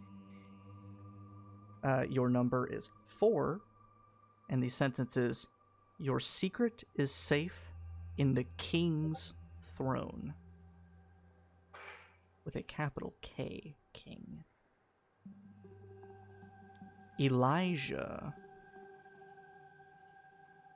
Drew, your number is 30. And your sentence reads, "Your secret is safe with Danny Boy." And then finally, Emerson. You open up your letter. There's no number in the corner, but there's still a sentence written in the middle that reads, "Your secret is safe in the belly of the beast." And if I can get all 4 of you to make a spot hidden roll for me and get your Cthulhuian playlist queued up. Spot hidden. It's a fail. So if we haven't taken that skill, what? How do we know what? For spot hidden, you need to roll a 25 or lower on a D100. Okay. Okay, so my number is 49, and I rolled a 36, so I'm under. Nice. the one success. Drew, what was yours? I failed with the 50. What? It's a 14. Ooh, so that's another success. What does a 00 mean? I think that means a 100. Mm-hmm. So that means a crit fail. I got 103. Oh, so you got Oh, a 3. Oh, Double you got 0 and a 3. 3 is 3. Double Oh, 0 okay. 0 is 100. So you got like an extreme success. So you're super fine. Oh shit, that's way better. That's way Hell better. yeah. So Elijah, you are too caught up in reading this note to not notice what the other 3 do. The other 3 of you, you notice some movement out of the corner of your eye, and you happen to glance up for whatever instincts kick in, and you notice that there's like an alcove in the wall to the right of the desk, where there's a curtain and a curtain rod hanging over the wall. The curtain is blowing like in a breeze in front of an open window. But you know there's no window there. And Jonah, as the curtain slightly moves, you could see just the edge of a dull golden picture frame being covered up by this curtain. And at that point, the electric light of the study goes dark. The candles in there are not lit. And the 4 of you hear the following things. The snapping and crunching of wood, Jessamine scream, a deep scratching against a surface, and then silence. And you are left there standing in the dark, hands clutching each letter that you just opened up. And then you hear everyone else throughout the manor scream in fright with all the lights of the manor going dark. And that's where we'll take a little break, as it gets real Clue up in here. Ooh. Spicy. Oh boy. Spicy. So we'll take a little pea snack, popcorn refill, water break. We'll take a milk break. Oh boy. We gotta offload some milk. And Calcium check. calcium. And we'll be right back in a couple of minutes. This, we're live again. Same music should be playing, but I'm going to move you guys over to a secondary location. By that I mean the power outage version of the same map. Ooh. At night. So, you guys should be seeing effectively a map with the rooms that have light in them. And what that means is rooms with candlelight or rooms that potentially have somewhat moonlight or some form of exterior light. So that's why the conservatory is still visible, because it has a little bit of light coming from outside, but truly not much. Otherwise, it's candlelight from there on out. You guys are in, I have dark vision, so. Oh god, I love Call of Cthulhu. So you guys are in the upper right-hand corner, which is the study. And this is where all of the information I have told you thus far will come back around, and otherwise you guys can improvise and make up some stuff. You guys are thrown into darkness. You heard a variety of strange sounds, and after being given your letters, which had very cryptic messages in them about your secrets being safe. So, at this point, the room you're in has gone silent, but you can hear commotion echoing throughout the rest of the house. You can hear Marjorie screaming. She does that thing where she puts her hand on the piano keys to help herself stand up, so it's just like "Conk," and it echoes throughout the entire manor. People clambering over each other, bumping into furniture, all sorts of stuff. But the four of you are standing in darkness, just a couple inches from each other. And it's dark in here. It's dark. You recall seeing some potential light sources. Cool. You hear General Harris. What was my fucking character's name? General Harris. Varian? Yeah, you hear everybody. Hold on. I have dog I'll- vision. Don't worry. I'll cast a spell. No, you hear General Harrison's voice just go. No one move. And you see a match struck. You strike your match, and with the little bit of light that gives off, you see the weird lantern sitting on the corner of the desk. But you're a military man. Your instincts kick in. You quickly look at that lantern, and you know that that's not a functioning lantern. It's not going to work for me. It's either too old, it's not right. But you see some unlit candles on the desk that you could very easily, with the remainder few seconds of your match, step over and light those candles. I do that. And let me see here. I can toggle this room. Wham! Now, if you guys want to zoom in on the study for me, I'm going to zoom in on the stream because there's some differences from the room you were just in. As you light the candle and a bit of light is put on the room, Jessamine is gone. She's more than gone. She's gone and the chair is shattered. Wood and cushions splintered on the floor as if it was just smashed down with a hammer. There are markings on the floor moving toward that strange pale green curtain on the wall. And looking a bit closer, there's blood and detached fingernails scraped across the floor. And this curtain, just ever so slightly, trembling in a breeze that isn't even there. And if I could get the four of you to make a spot hidden check for me once more. Aha, there we go. That is a normal success. Awesome. Spot hidden. If you don't I have failed it, that. oh, That's a fail. rad.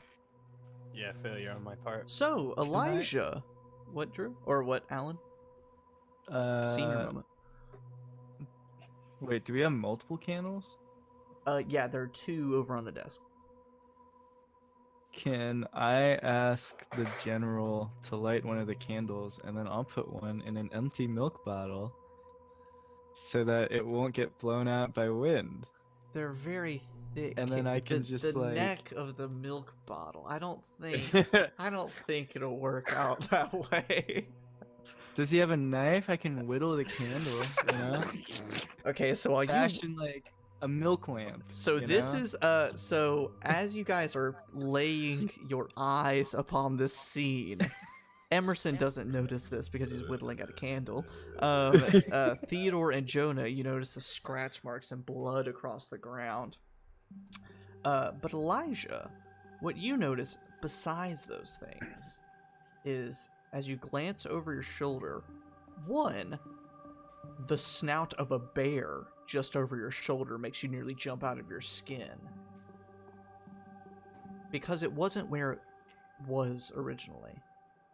You look, and the wooden wall that it's attached to is slightly raised out of its place, where it wasn't before. And looking upon this scene now with the candles burning and gazing at all of this, the first sanity roll. So you guys all have a sanity score. You need to roll your D100 and get equal to or lower than your sanity number. If you get higher, bad things. Is a success for me. Got a Success. 13. Oh, we're each doing it? All of you, yeah. Particularly seeing Jessamine and the blood. All Yeah, that 43 against 80, Nice. so I'm good. 35 against 55. So Woo! Nice. You guys have seen worse. kind of cool. Alan, where are you getting? 10. Oh, damn, you guys have definitely seen worse. Blood and detached fingernails laying on the floor. Definitely what almost seemed to be like claw marks in the wood, the smashed chair, and then Elijah noticing the displacement of the wall. Well, I certainly don't like what's happening over there by the wall. I feel as though we should go to somewhere with a little more light. As you can see, things are moving about. Yes. I'm sorry. I'm sorry. Is this some sort of a joke that's happening here? I was invited here. I got a special letter. I thought I was going to get something worthwhile, like deed to the house or access to his most prized possessions, anything like that. I just got some cryptic letter. You want to skip Listen. that? I know what blood looks like, son. This is no joke. We all know what blood looks like. We're all what. Well, that certainly makes two of Not us a who pinprick. cryptic letter. Spilling and spurting all over the place. You're telling me you know what that's like, artist? I'm sorry, I'm just gonna but keep just because whittling you've this seen candle. blood, which is something that all of us have, doesn't make you any special. Okay. Now, did You're anyone telling else me- get anything You're that's telling me worthwhile? that you're more of an authority on milk than this guy over here? This guy who lives, breathes milk? All right. You see Emerson in the corner, covered in candle shavings. His What is black. Yeah. Well, gentlemen, if you would excuse me, I believe there's a kind woman who may be in some danger who's been rather nice to me. I'm going to go check on her. And I try and find the door as it's probably Yeah, at the edge so of with the candlelight. candles lit, it's fairly easy. So I'm gonna start placing your tokens around. Elijah, I'm gonna put you over at sort of the doorway between the study and the library. And as a note for no longer Theodore, but Brigadier General Harrison, as you finish igniting the candles and you lift them up, once your eyes settle and adjust to this new dim light, something that didn't catch your attention before, for whatever reason or another, on the desk with all the ledgers and the envelopes for the will and that strange lantern, there's a brass cube, probably fit in the palm of your hand, that you recall very, very vividly from the incident with you and Dr. Andrews. The folks that you infiltrated and took care of wielded such a cube for some reason, some nefarious reason or another. And from what you recall, Dr. Andrews destroyed it. Or he said he did. I take a step back. I'm just going under my breath. Morris, what the hell did you do?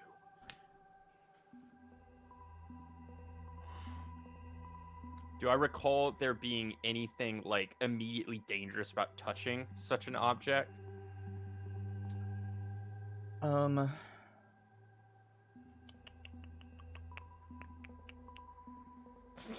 I don't like the way you're smiling.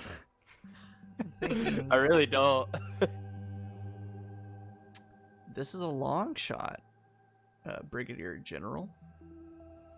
if you would do me the honor of making an occult roll, which is an investigator skill, the occult.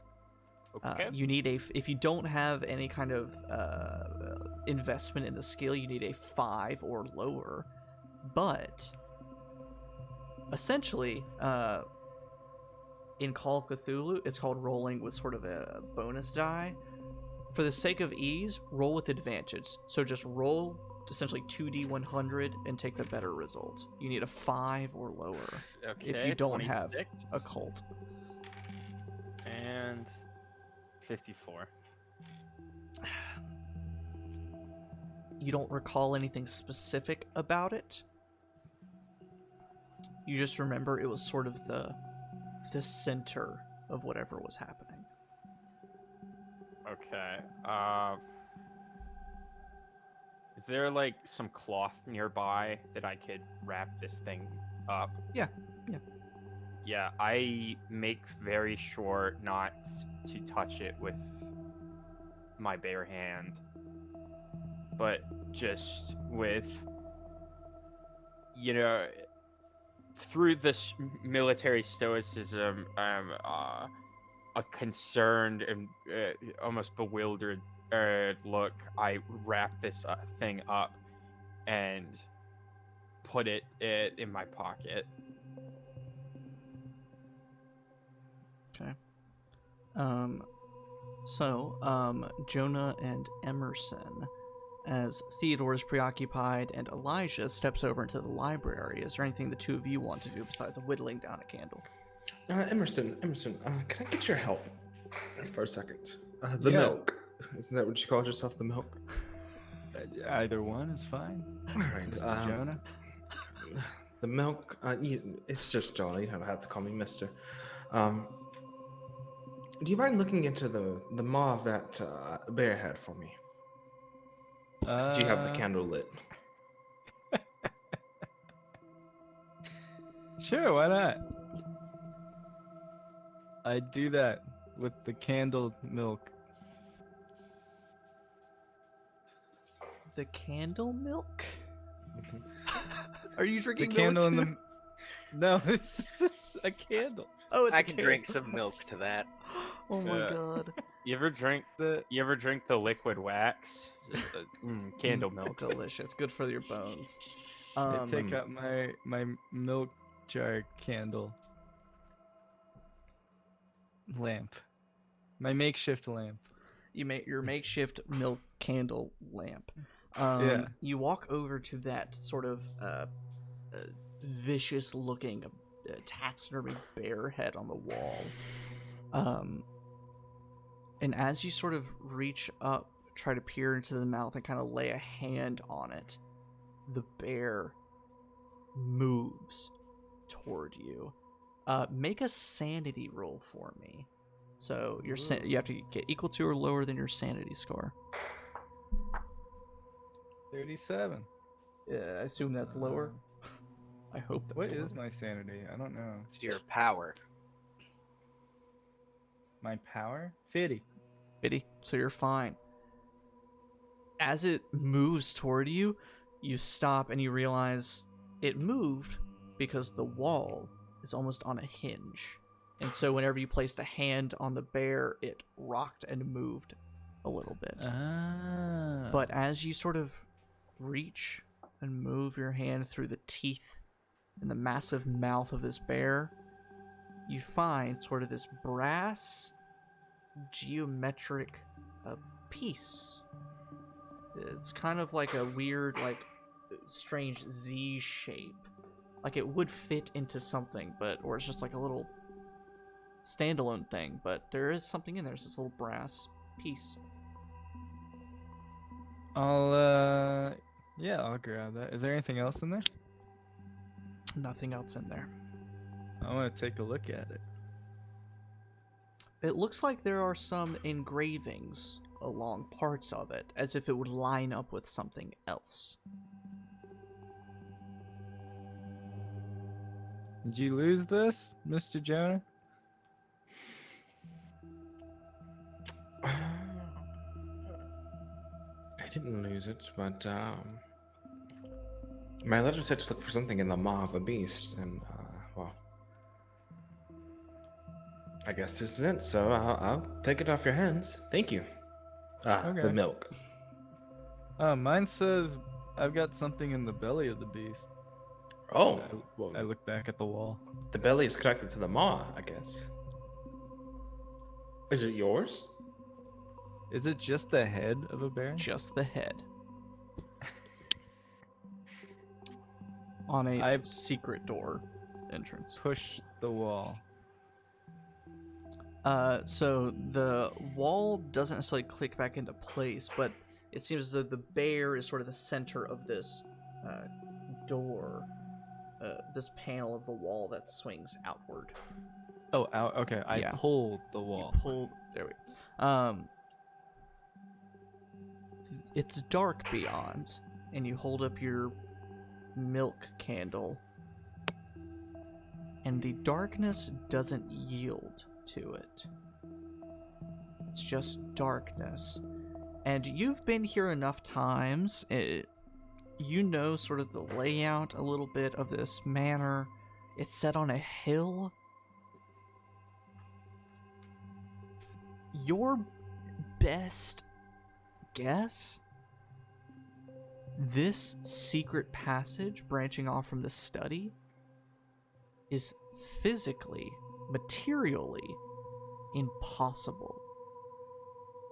Because it seems to exit out into darkness, but from what you know is that you look out to your right and there's a window that, if you pull back the curtain, it overlooks like the hill and cliffs. So it should go off the hill. It should go outside and off the cliff.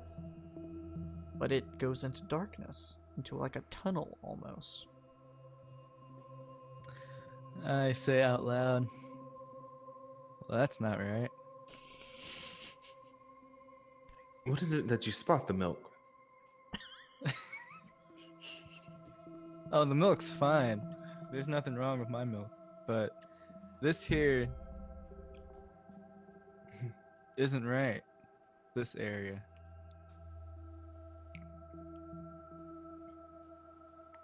This should be going off the cliff.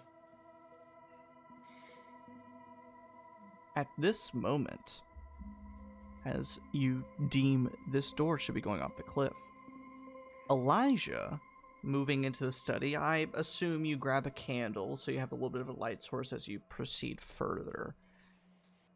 As you move through the library, you pick up a candle, you look at all the books, everything is as it was. Nothing's too abnormal. And then you hear the clang of metal as you turn, and the sword that the knight is holding off to the side has fallen loose and clanged to the floor. I'll pick it up.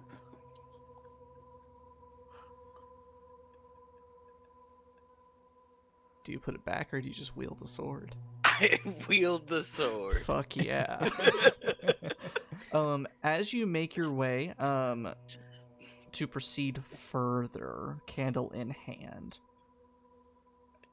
you, along with the others, hear the scream of Marjorie coming from elsewhere in the house.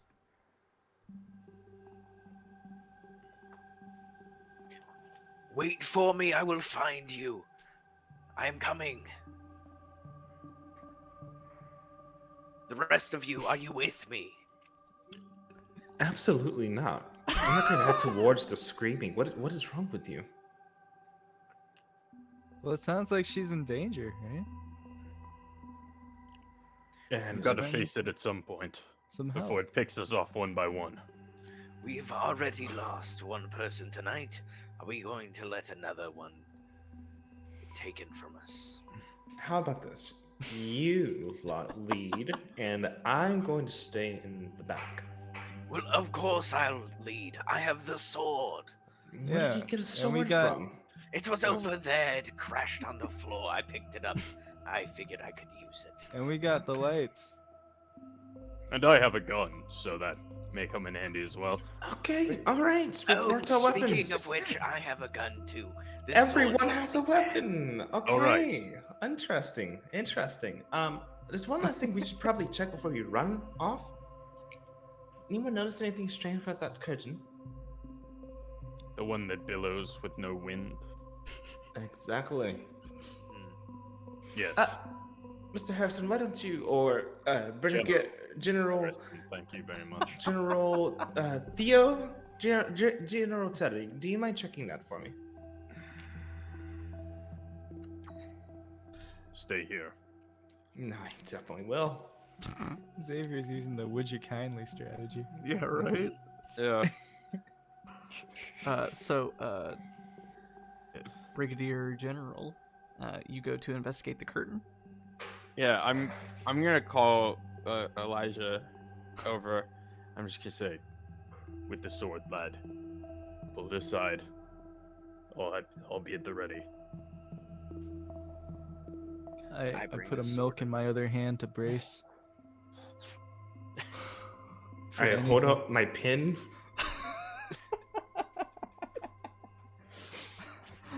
You push your sunglasses up on your nose. Yeah. The pen is mightier than the sword. So the four of you sort of get ready in your own ways as Brigadier General Harrison rips back the curtain, gun in hand, to reveal a painting. Sort of a dark, colorless painting of some rolling hills, a little bit of trees. If it had some color to it, it'd be beautiful, but it almost looks grim and dark. And shining, you see that there's something in it, and you shine your candlelight on it. And you see that standing, you could be wrong, but you recognize the sort of the stature, the hair, and the clothes of Jessamine in the portrait, standing on one of the hills with her back toward you.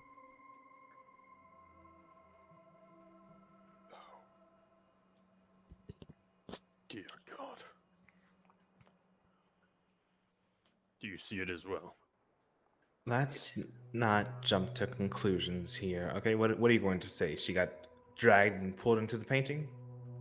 You all look down at the claw marks, severed fingernails, and blood across the floor. Well, either that or some very evocative performance art. So if I could get all four of you to make a sanity roll for me. It wasn't the Fail. horror of it, it's the performance art. Ugh. Yeah. Ugh. Disgusting. Gross.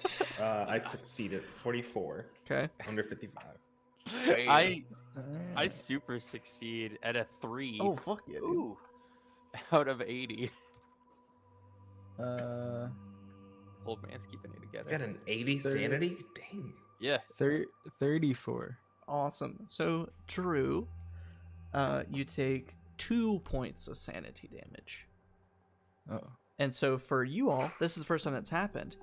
When you fail a sanity check, you take sanity damage, which lowers your sanity score, which consequently means you have to roll better on sanity checks in the future. And so it's sort of a stacking consequence until eventually you go mad. Yeah. So, You play long enough, yeah, you go mad. basically. So, with that in mind, you still have the business of the screaming Marjorie elsewhere in the manor. And also, Jonah, with your in the Beast Maw idea, came to fruition. Well,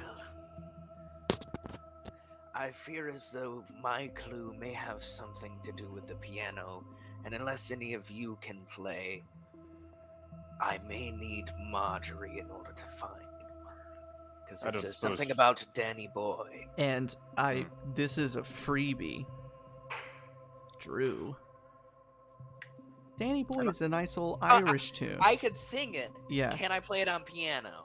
I mean, potentially, but essentially, you know the tune. You know what you kind of know, but yeah, reading piano keys might be a little bit harder. Oh, Danny Boy, the pipes are calling. All right, let's go find Marjorie. Let's go find her. Leonard Cohen singing. Well, I see I found the quick way to getting what we need. I just have to sing with my terrible voice. So, Good man. Good man. We all make another sanity check for the scene. no. Crit fell. We all die immediately. Yeah. 100 points of sanity. we just get Jigglypuffed at the end of the session. So, armed with candles and guns and a sword. So do you guys go secret passageway, or do you just go roam throughout the manor trying to find Marjorie? Does any of our light penetrate the secret passageway that had just a bunch No. of darkness? Does the shading imply that if we go into it, we will see more? Does the shading imply? Let's see. In the Scooby-Doo episode, is this a matte background or is it animated in a different style? If I could get all of you to make a listen roll. Okay. There is no animation, but there may be sound. So if you don't have the listen skill, that's going to be a 20 or lower. If we do have the listen skill, what does that add to it? It depends on what you chose. Like if you chose listen as one of your skills as your Yes. occupation, then you would have gotten a flat number to put in that space. And you were supposed to add that to the base, correct? Like it was skill points? If I recall, yeah. Okay, cool. That's what I did. If not, I gotta go fix a bunch of numbers. Jonah failed, but that's very much in character. Sure. Yeah, I got bad ears, I guess. 81. All that milk. Hold on a I minute. was making earwax, yeah. So wait, Drew, what'd you get? I failed. Yeah, it is just darkness and silence beyond this hidden passage. I want to take a step in there. The milk. Yeah. No. Be careful, young milkman. Okay, give me your hand to make sure you don't actually. General said you're the strongest here. You should take Emerson's hand to make sure he doesn't get pulled in. I'm an old man, bud. Mm-hmm. Or I guess I'm pretty strong, I guess. If someone else wants to go in, I'll hold them. In the background, Marjorie.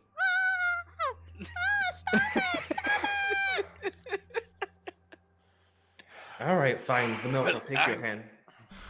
Who here's the lightest? My size is only 40, so I'm pretty small. Well, I've got the sword, so I guess, yeah, hold on to my hand. I'll go through there. Okay. One moment, Marjorie, dearest. I'm on my way. Cthulhu, stop it! Can we tell where the stream's coming from? Would this secret passage go towards it? Incredible. As my head crosses, do I suddenly hear Marjorie from way up close?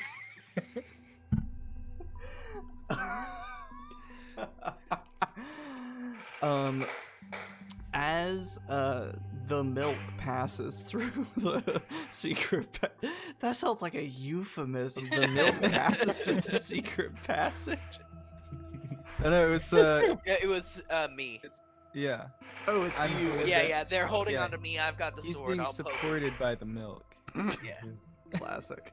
Where would I be without milk holding me up? So yes, Alan, if you'll make a strength check for me, or whatever the appropriate characteristic is. Yeah, strength. Okay. My strength. 6. So, Elijah, as you pass into the darkness, first, if you'll make a sanity roll for me. Oh, cool. Dude, I'm like a freaking anchor. An 18 this time. Okay. It's only 1 point of sanity damage. Ow. Oh. And as you emerge and a bit of light appears,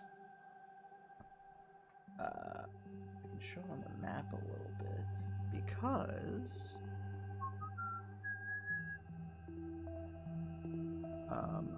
hello? There we go. You see the light of the kitchen before you. Light coming from the very bit of the stove that's burning. And as you emerge from sort of the southern wall right next to the stove, you immediately see the large cook, Hazel, lunge at you with a cleaver, screaming in terror. First, make a dodge roll for me. Oh, jeez. Did I get the dodge? No. 25. Okay, 20. Success. You tense up, Emerson. You feel this sort of recoil, and you yank Elijah back through the darkness and back into the study. All of him? All of him. Okay. There was some woman over there. I believe she was the kitchen staff. Hazel? Yes, that was her name. She was waving a cleaver at me. What? Thank you for the tug. It was a strange experience. For some reason, I didn't use the sword. It felt like a very useful tool, but I just froze up. Did you startle her? Well, she came running at me with a big cleaver, so... Either that or she's gone mad. No, she's my friend. She's not that mean.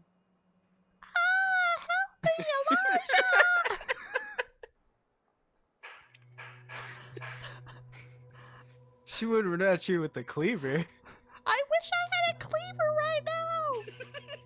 Listen, Mr. the Milk. In war, there is only survival. Friend against friend, brother against brother. And we are at war. What if I went out and talked to her? So, Seems inadvisable.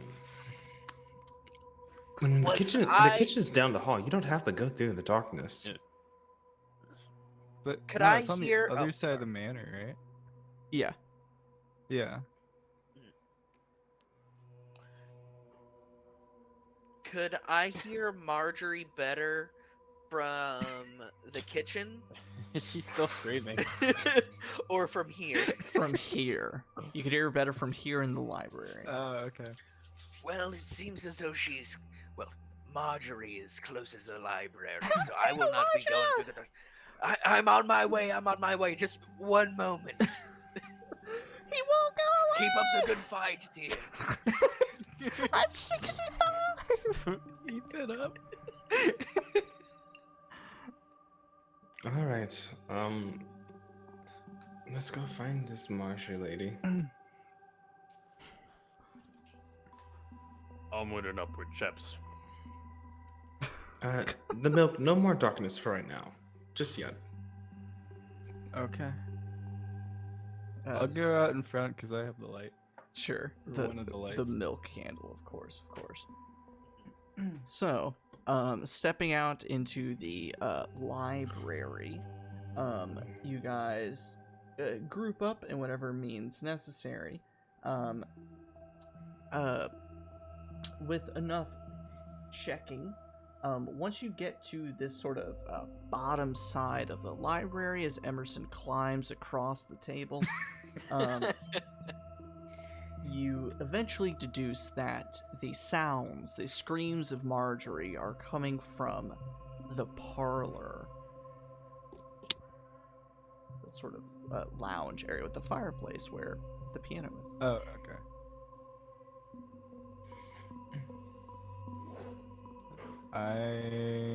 Is that a door here? Yep. I want to take a peek out. You take a peek out. You see, standing in the hallway, cowering in the corner, is the butler, Timothy, hiding nearby in that sort of like crook between the wall and the little desk there. I whisper back to the rest of the group, I see Timothy. Who? The guy that greeted us all. Oh, No. Kerworth. Is he Kerworth, alright? you still alive there? Yes. What's? Is everyone okay? I hear lots of screaming. That would be a no on that front. Typically, screaming does not indicate okay. Okay, last I saw Marjorie was in the lounge. She was alone last time I saw, except for Elijah. Is he with you? Well, I'm right over here, armed as can be. All He the has a while. sword. Assume the estate doesn't mind that I use Dr. Andrews' prized sword. Sure. Better check on Marjorie then. Oh, that is exactly where we... Well, exactly where we were going. Why don't you come with us? I have nothing. Okay, let me rephrase that. Do you want to sit alone in the dark, or do you want to group up so you can be, You make With some wonderful people? points, sir. He reaches over and grabs the Bible off of the desk there and the candle on the little dish and Come here. makes his way with you. There you go. All right. Nice The book. milk. Yeah, Do you mind if I have a glass? sure. I wanna thought you'd take- never ask tonight. I want to take it, pour it out onto the ground, and like break the handle so I can have like a spiky glass to poke with if I need In a it. bar fight. Yeah. Emerson is appalled.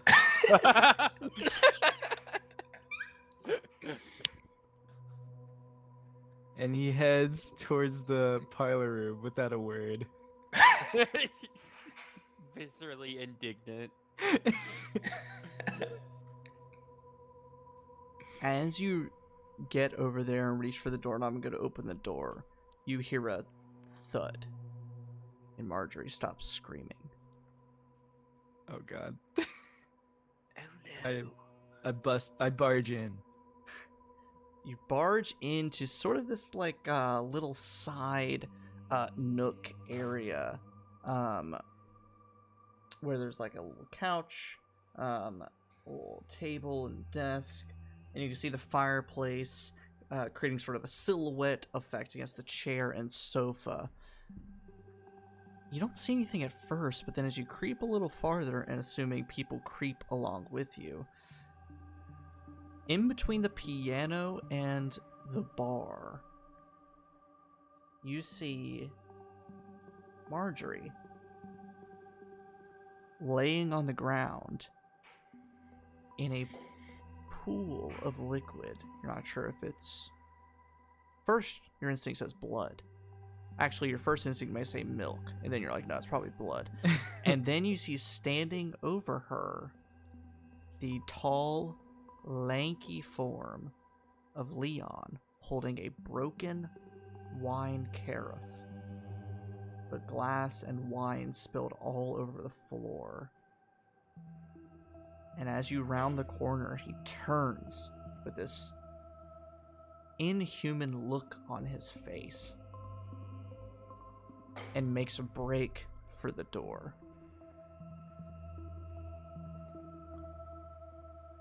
Like leaving? like leaving. Oh god. I throw a milk bottle at his head.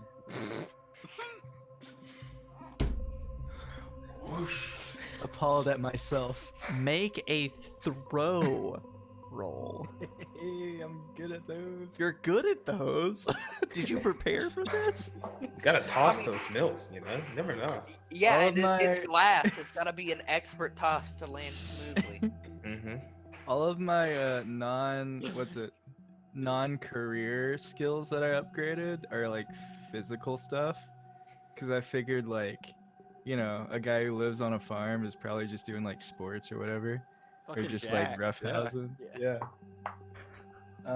Fucking deadly out to like 30 yards with a milk bottle. Is this milkman yoked? Oh my god. Jonas says, well, that changes everything.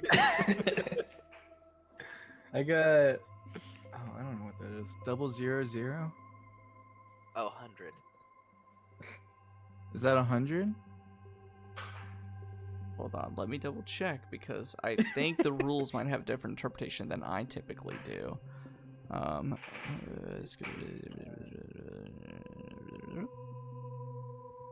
Wait, wouldn't it be 10? See, that's what I would typically say, but I think the traditional way is not But, that. I think you're trying to get 1 through 100 instead of 0 through 100. And so, like, the 001 is 1. And it's not 90-0 for 100. It's... The 0 is just the 90 for that. So it would go... Wait, but a 000 would be 110, right? I don't think If it's that supposed was- to go over 100. 100. Yeah.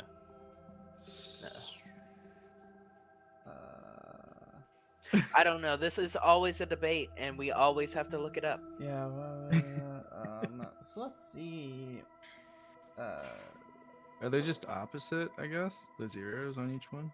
So, let's see. According to this forum here, common practice, a D100 is technically 0 to 99, but 0 is treated as a 100. Special case of count the 00 and 0 as 100 instead of 0. Oh. Which creates a so- 1 in 100 chance as opposed to 0 to 99 chance. So I failed. Yo, you fumbled, my guy. I crit failed. Yeah. Chris failed at the milk bottle.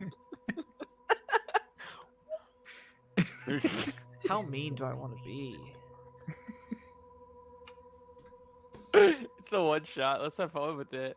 Yeah. You milk bottle by the neck, you throw it, milk spraying into the air. God, it's a full bottle? It's a full bottle. Overflowing. But because of the candlelight, the fireplace light, flickering shadows, you missed your mark. And the bottle, the arch was too short, too narrow. And as Elijah, Jonah, and Harrison round the corner, they witness this milk bottle thud off the body of Marjorie on the floor. Where does it hit her? Just like right in like the neck. Like right. She's paralyzed. Emerson, was that you? She just stopped screaming, and here you are hitting her with a milk bottle. What's going on? Leon threw it My back. God. And Leon bursts through the door and makes a disappearance elsewhere. Timothy is, of course, with you. Well, someone better go after that guy. I'm not very fast myself. I'll go after that guy. Here, I've you want you've this? done enough. You obviously can't use a milk bottle. Harrison's just running after the guy, okay? Can I? I'll go with Harrison. I have a light. So wait, hold on. So Elijah, you go help Marjorie. Yeah, I'm gonna go make sure that like Jeez. her neck's not broken after whatever just happened. The Milk and Brigadier General Harrison go run after Leon, the Miskatonic professor. Alan left. I don't know what that. So, Timothy pats Jonah on the shoulder. Says, "I Leon was in the conservatory, but look." And Timothy points to the wall just behind you. Again, impossibly, the wall breaks away from itself and leads to a passage that should not be there.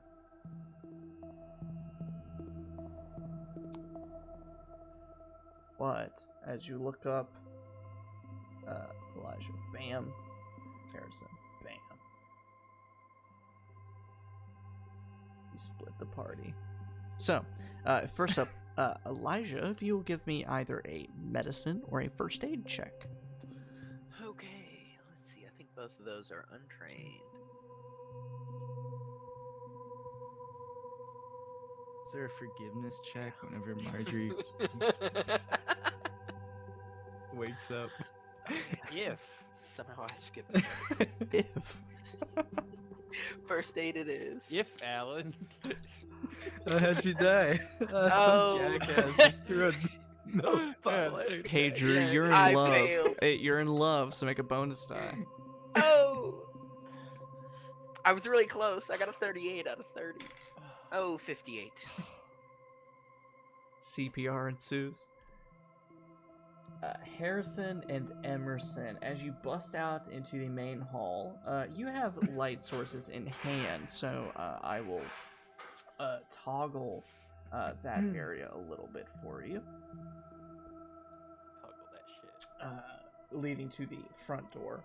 But you see that the door to the billiard room is slightly ajar. What are the taxidermy animals that are here again? Bears. All bears. I want to snap off a bear tooth.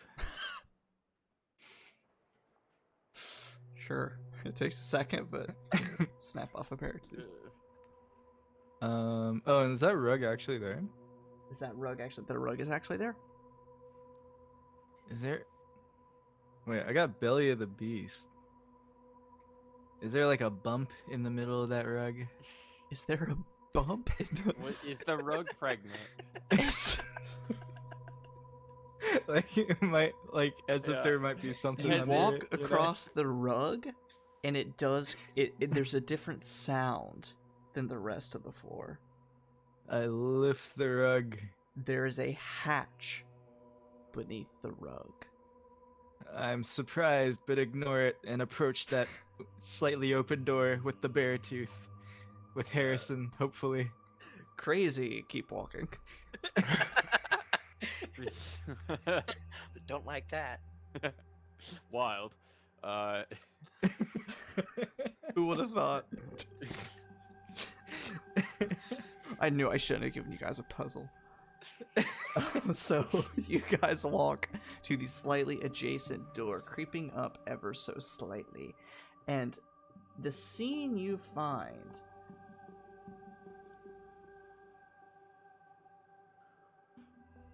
is one of Leon standing still in place between the two tables. And as you open the door and peek around the corner, Leon walks this way toward a painting on the wall. Stop right there, Dr. Heller. I think we have some things to discuss. Yeah, I won't miss this time. He doesn't seem to hear you, and in that moment, Heller disappears and is replaced by something of almost humanoid shape. arms that reach down to the floor, still well over 6 feet in height, but hunched over. Fleshy pink, almost like a mole rat. Its head, or its neck, connects to sort of, not necessarily a head, but almost like the head of like a worm in a way. There's no jaw, there's no skull shape. The neck just transitions into where eyes would be, and a mouth with rows of sharp teeth. The long arms and claws and long fingers. And it has almost like, as it stands there, even though its body is pink and fleshy, it almost rips apart to reveal almost insect-like arms within its own, where its rib cage would be. And it lets out this strange, high-pitched gurgling noise.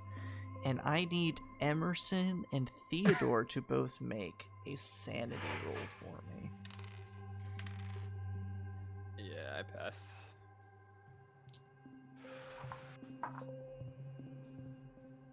I did not.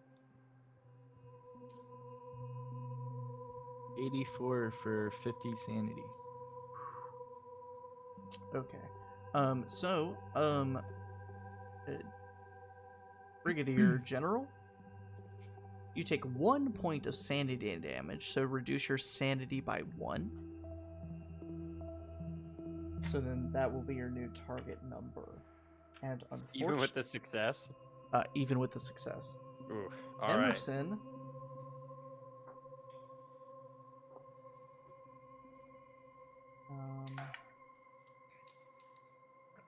Hey, Alan, pick a color. Red. Perfect. You take 7 points of sanity damage as you see this horrible, inhuman, monstrous creature rip itself from almost space in place of Leon, and without hesitation immediately bounds in your direction. If I shart myself, can I take less sanity point damage? In the meantime, Jonah, what are you doing back there with Timothy?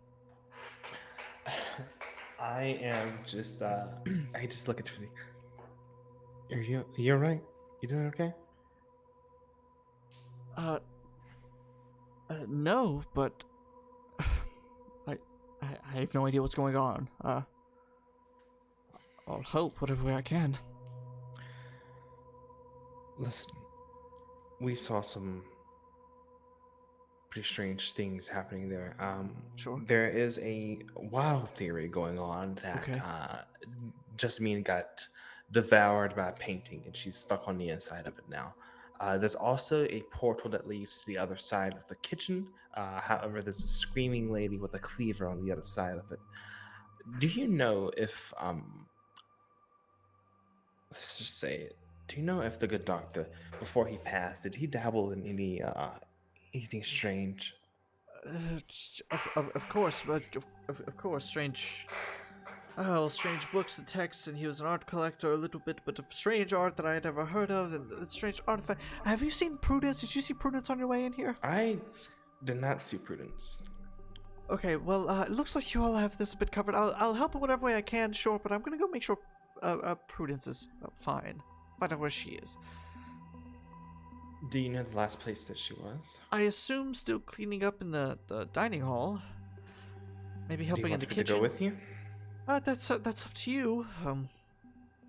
Oh, and he gestures toward Elijah, poorly giving CPR to Marge. He says, "Oh, he has it all under control over here. I think he'll be fine without me." I look over. Is Marjorie gonna be fine? Well, I would like to think so, but it seems as though I'm not quite as trained in first aid as I should be in this situation. Do you care to give it a go? I fear I'm not doing right by her. I take off my gloves. Fine. And I stop doing CPR. Okay, so make a first aid roll for me. And Timothy disappears. Not got gloves, these were Gucci. It's a 31 CPR. Oh, wait, you said a first aid, bro? Oh, my first aid is 30. I rolled a 31. You guys.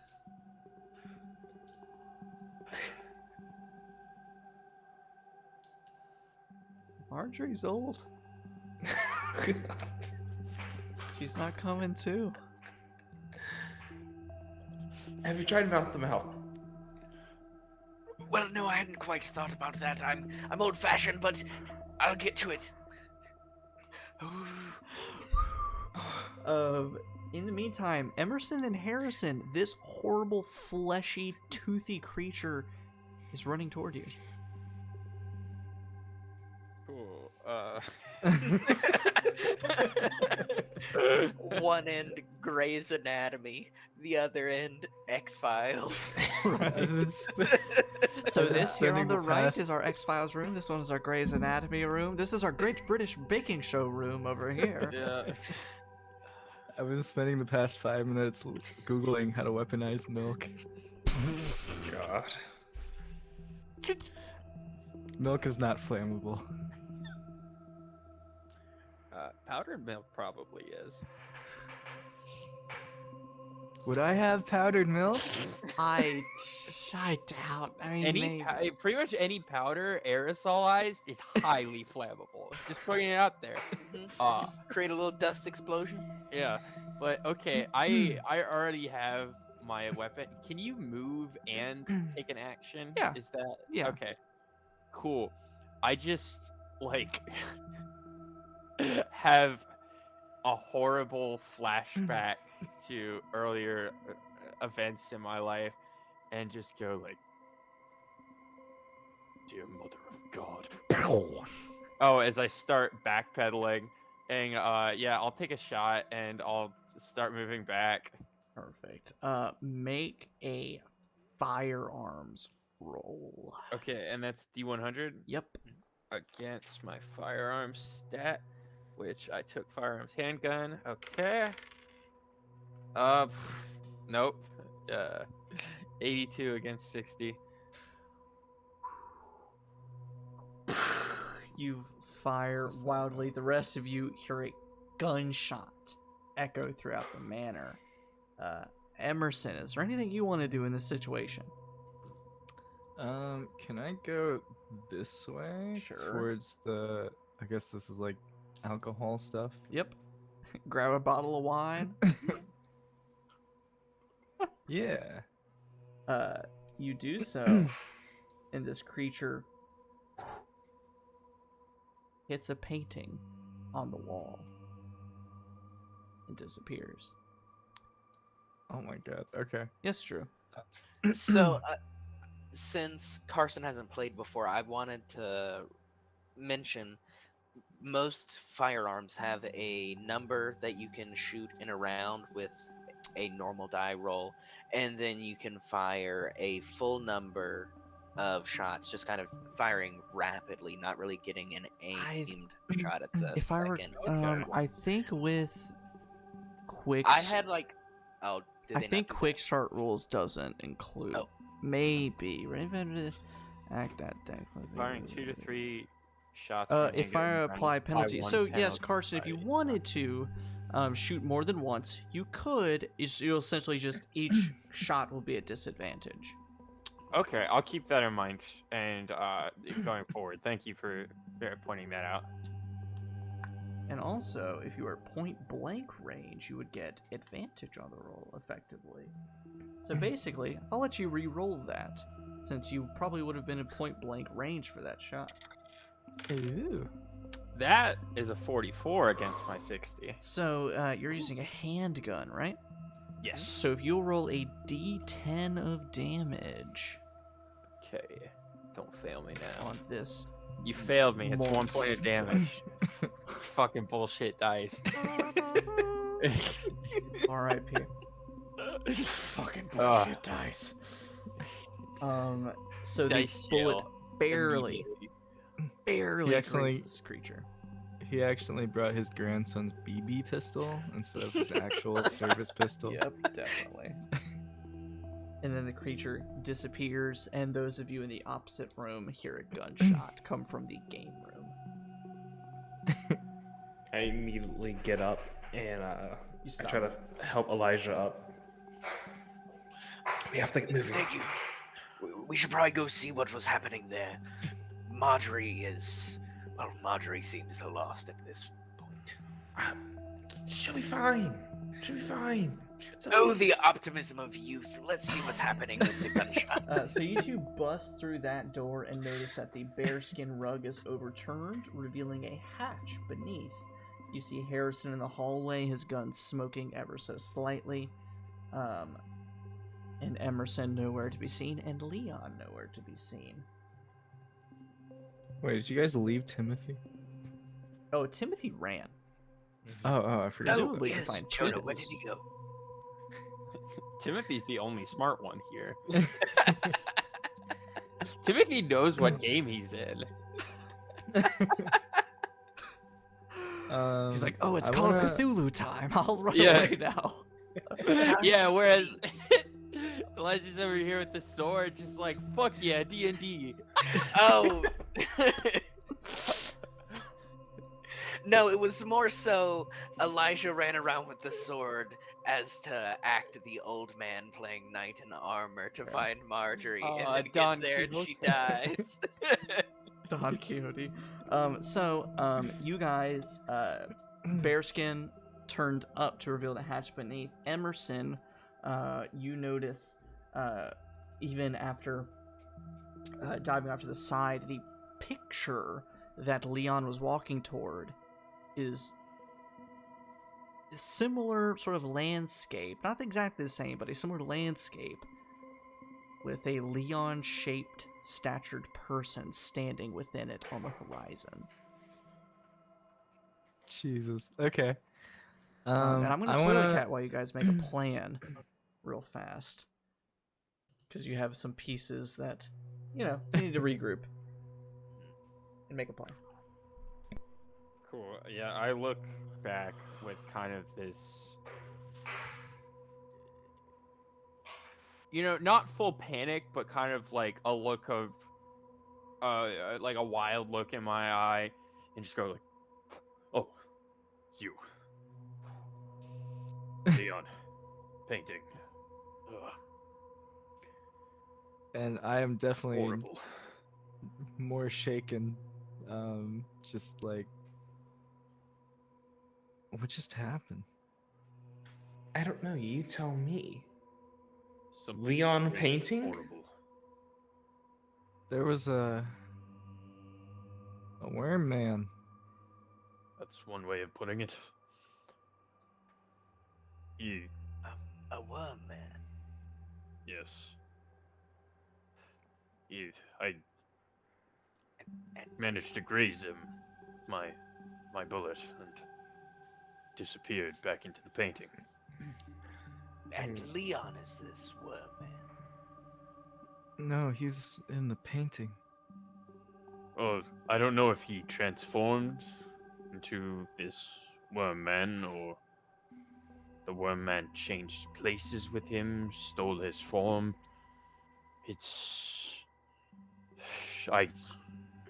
Matters of the occult are not my speciality, but something eldritch, something wrong is happening here.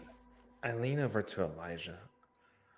I don't know what the two of them saw, but I don't think they're on their A game, if you know what I mean. I think they shot Leon. Well, if they shot Leon, where's the body? I'm not saying the worm man is exactly real, but Yeah. Listen. I'm like, we're gonna make a pact, okay? If anything goes bad, these two are the crazy ones. And just look over it. Of course. You Of helped course. me try to save Marjorie. We're bound together. I will Yeah. protect you. Correct. He Yes. cries. Tears. Marjorie Theodore. is. Why are they whispering for so long? I don't know, lad, but ready your milk bottle. Okay. So, Could I the have... worm man went into the painting, right? Is he? Can I look at the painting? Is he still in there? Yeah. Glancing at the painting that's on the wall next to the door.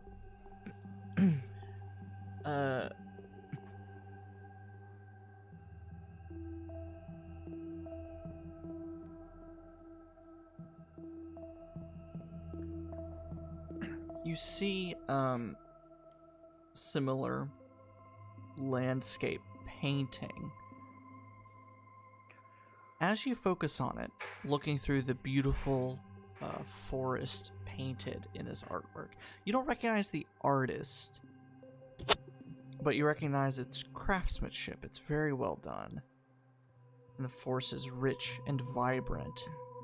And you're not sure whether it's a trick of the candlelight and all the shadows, but you can almost see something moving through the portrait across the horizon. And if you'll make a sanity roll for me, Jonah. Back where the room where the worm man was, that corner where the alcohol is, Mm-hmm. can I put some alcohol bottles in my milk crate? Sure. And is there anything else there? Lots of alcohol, wine glasses, drinking glasses, wine bottles, all sorts of stuff like that, but nothing else of note. I got it. Is there a 34. bottle I beat it. opener? I beat it. Okay, sweet. A bottle opener? Sure. Or a church key? Corkscrew? Yeah, I'll grab one of those.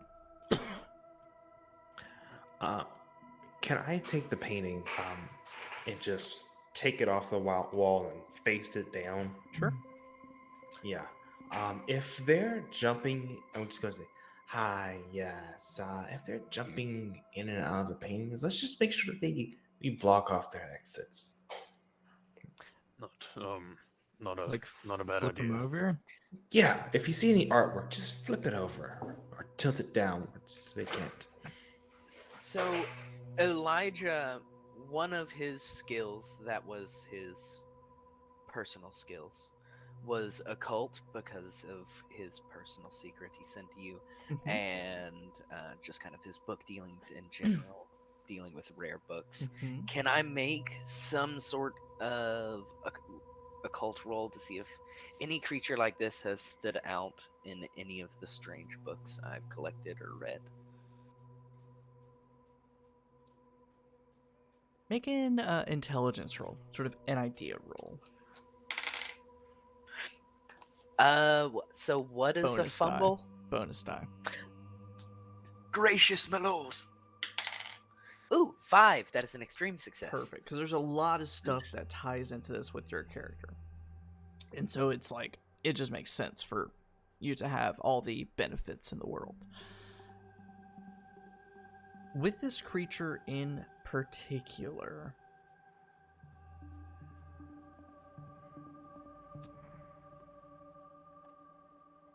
you've heard of a similar concept, a creature coming from a work of art, a book, a story, image, just a turn of phrase, even music, something becoming tangible about it. And specifically, growing up, one of sort of your secret, sort of referred to as like an, because of the nature of the people involved in this, they refer to as an angel, someone sent by a higher power through music, through words, through images, to bring upon this change. Because of its Christian adjacency, it was sort of viewed as an angel. So that's one similarity. The other thing is that Marjorie sort of was distracted you from it But thinking back on it, sitting at the piano, there was a Bible sitting on top of it. In the hallway, as you went to doff your traveling coat, there was a Bible sitting on the desk. In the library, as you were sifting through all the books, there was a Bible sitting there. There was a Bible sitting on Dr. Andrew's desk. Just about everywhere you've been, there's been a Bible in sight. And it sort of just ties all this together of this angel and sort of faux Christian belief that you have experienced. Well, Jonah, I think you are right in the fact that we should block off any of these paintings. You know how I just said the worm man may not be real? Mm-hmm.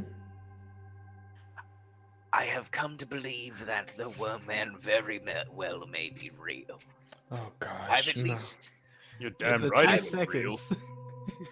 I've read of things like this. Then we saw the paintings, their first eye view. It's hard to argue with. Hard to argue with. Here's an argument. Worm men aren't real. There we go. I Fair think enough, we're. lad. I think. Why don't listen, you go about the rest of your night then? I think we're all just in the dark. We'll There's a go lot of things off on going our silly little worm hunt, and you can sit I here don't alone. think we should Is- be splitting is- up. I think we should do what Jonah is saying. Cover up some of these paintings. Maybe we can control where this thing pops out. That way, we'll be prepared when it comes if we have to deal with it. Is Leon's painting still flipped over? It wasn't, but you can flip it over if you wish. I want to take it to the fireplace Oh. Okay. to set it on fire.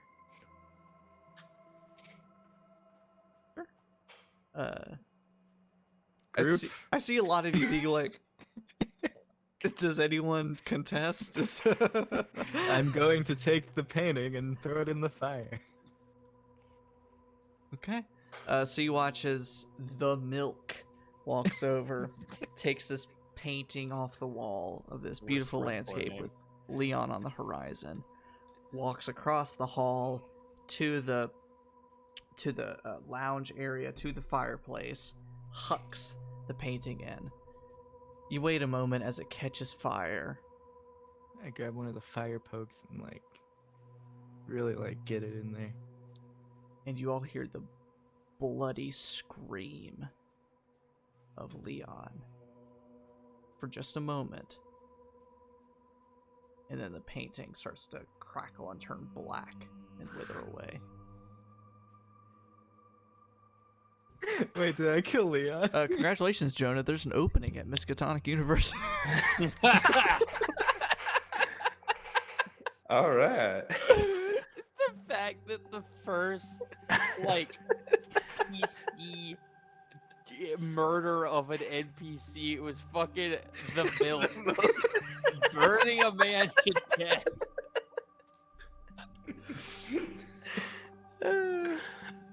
At this point, once the scream dies down,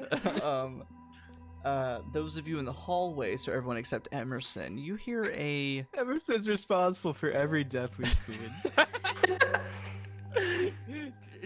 His arrival was a grim portent.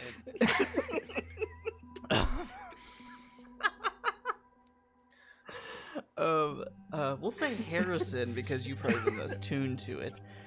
You hear coming from the direction of the dining hall the voice of Timothy, the butler, weeping, going, "Oh, Prudence! I thought they were lying. I thought they were seeing things, but it's you there, isn't there? Oh God! Oh!" And you hear Timothy from the dining hall, mourning, weeping.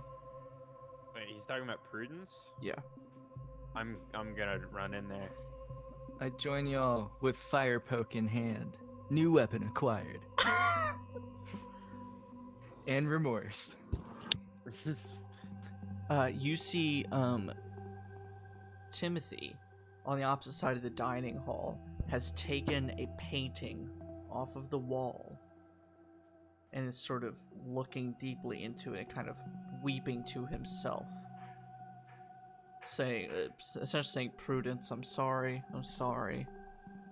Thought they were lying. I would have come sooner. I'm sorry." Don't burn that. She in the painting. Yes, it That's certainly. absurd work. He kind of like turns it to where you can kind of see it. You can see the vague silhouette of a woman in it. Jonah, even from across the hall, you sort of have a dining table between you. You can see just like this sort of darkness move across the painting.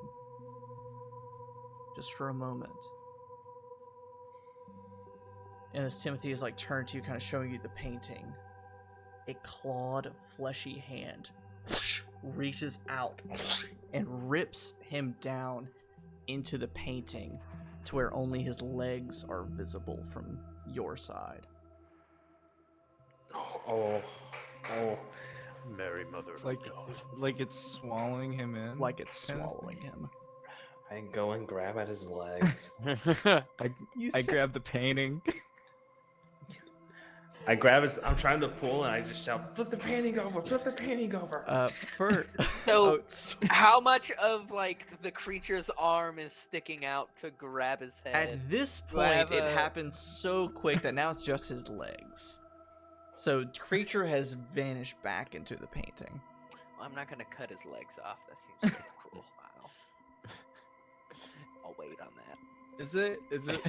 Can I like just hold the painting so you guys like try and pull him out? Sure. Kind of So like a tug of war thing. first, if you guys will give me a sanity roll, all four of you. Success. Success. We're good. Good. 75 against 79, but yeah, success. Nice. Yeah, Close one. 40, Counts. 42 for my 43. You All guys succeed. just barely all succeeded. You've seen worse. As Timothy, the poor butler, missing some fingers and lifelong servant of Dr. Andrews, getting sucked down into this painting, you grab onto his legs and begin to yank and pull. Who is the primary puller? Was it Jonah? God, I guess it's me. So Yeah. Jonah, Xavier, if you will roll a strength check, effectively with advantage, so roll twice, take the higher roll. Okay. My strength is so very low. He's an artist. Yeah, I failed both of those. Oh no. Can I also do a strength check? So since I'm that's pulling what from the other? him giving, essentially having the bonus die, like Oh, you're helping. Dang. The trousers of Timothy's pants and legs just slip through your grasp, and he Oh, I thought is. you were gonna say they actually ripped his pants You off. pantsed him. Now he's naked in the portrait for You all see his eternity. naked ass in the back His of the ass bed. cheeks. You see Timothy's ass cheeks in the portrait, holding his pants in your hands. He holds a sign. Why? Poor Timothy. But you're left with the portrait, and standing on the horizon in this landscape is Timothy, pantsless, and Prudence standing, hands held on the horizon. Flip the painting over. Yeah, flip it over. Flip it over. Yes. Okay. Do we... Secrets mentioned in the letter. They must have something to do with this. I go over to Dr. Andrews' chair Okay. and I search it. You notice as you pull out the chair, there is a Bible sitting in the chair. You pick it up, There's nothing underneath it. There's nothing strange about the chair, but the Bible is lighter than it should be. Opening it up, it's been hollowed out. Yeah. And within it, another sort of geometric strange brass piece that you, Brigadier General Theodore J. Harrison, recognizes as a piece to this cube that sort of completes this sort of puzzling aspect of it. Or at least fits part of it. It is part of this grander cube that you have taken. So the cube I took is incomplete. Yes. It's like the Yu-Gi-Oh's pyramid thing when he before Exactly. He put it all You know, I puzzle, yeah. really wanted to save that until the end, but Alan spoiled it. This is a Yu-Gi-Oh one-shot. You did it! You did it! You made We're- the turn! We're in the mind of Yami Yugi right now. Yeah. Yeah. You're collecting the pieces of Exodia. It's all coming together right now. Dude, Oh, man. Weevil Underwood is gonna come in here and toss it all away. That little bitch. But having seen people find these weird pieces, seeing my secret as well, I go to the piano and try and play out Danny Boy. Is there a performance An skill? I don't ode? even know. I didn't even No. plan this at all. Is there a performance skill? There's not. There's a listen, science, stealth, head into the idea of I've got mechanical repair. What about charm? I feel like the Fast talk. Operate heavy machinery. navigate. I don't know. I have navigate. Persuade. Um, Tickle the eye. Library use. accounting. It's like I've math. got that. So Drew, we'll make this just a general intelligence, an idea again, because that seems the most applicable in this situation. Ooh, 11. That is a hard success. So, do the rest of you accompany Elijah as he goes back into the lounge to play the piano? Yeah. Yeah?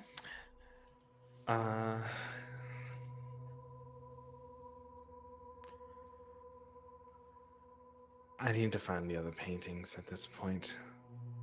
So you're gonna go on a painting hunt. Actually, oh fuck. The kitchen's right next to the dining room, right? Yep. Uh-huh.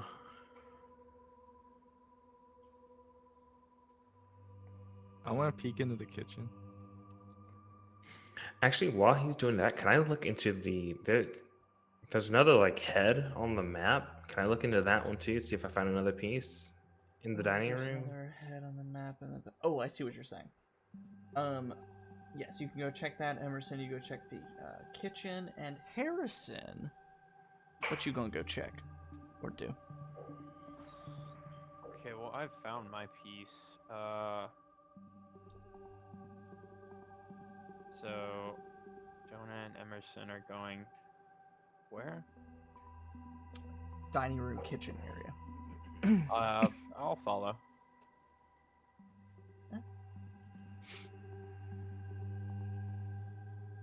So, man, if I had planned this like weeks and weeks and weeks in advance, I would have had like a Danny Boy track queued up and I would have played it right now, just for ambiance. But alas, I can poorly sing it for you again. but you have to sing it like you're playing a piano. Just giving pitches? I guess. I don't know.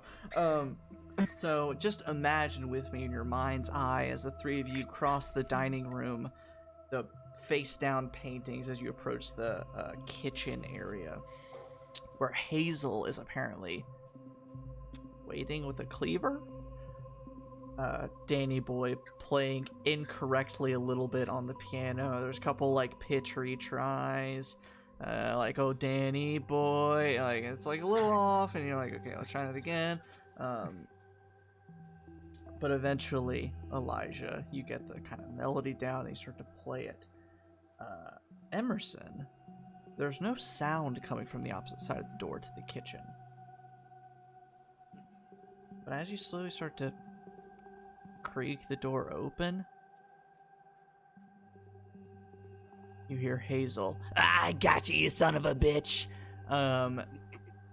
And the cleaver thuds into the wood of the door as you're trying to open it. Oh, I'll bust in. Elijah, the top of the piano clicks open, and you see the similar sort of brass, goldish, geometric piece within.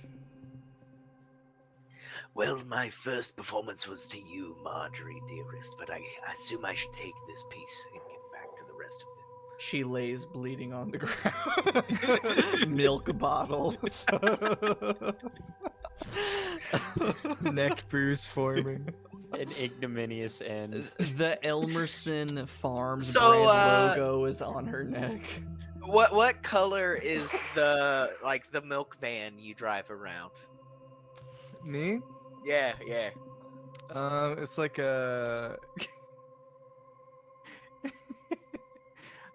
It's black and white. It's like a Oh, it's cow. white. Good. And I looked, and behold, a pale horse, and his name that sat on him was Death.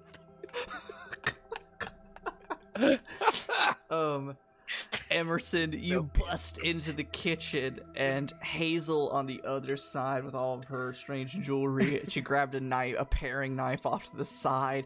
She has a zucchini in the other hand, getting ready to throw it.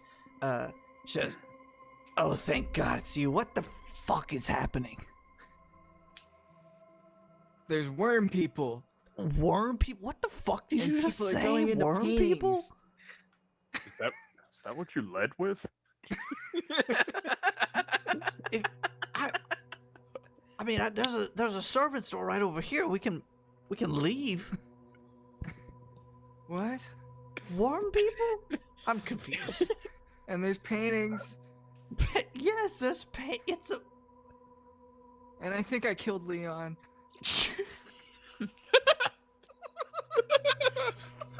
You killed the prophet. And just Leon. Okay, all right, hold on. Where's Prudence? Where's Timothy? Where'd they go? In the painting. In the dining room. Okay, in the. We have his pants.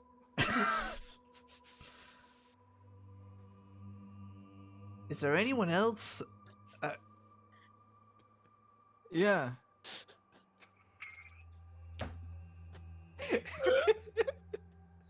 We have his pants.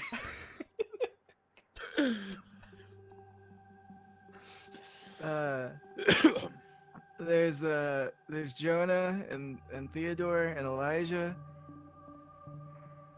Okay, Theodore, are you there? Are you out there? I fight back my instinct to say General Harrison, and I'm just like, Yes. All right, what's going on? Is he for real? Is this real? I'm afraid so. When they I'd say advise for you real keep in the that- 20s. Advise you keep that cleaver and that cucumber at the ready. Things have gone, as the youth say, tits up. Don't they say that? No. No, it's press upward now. Okay. I'll Sure. accommodate. Rest skyward. She Bosoms abound. through the door. There you go.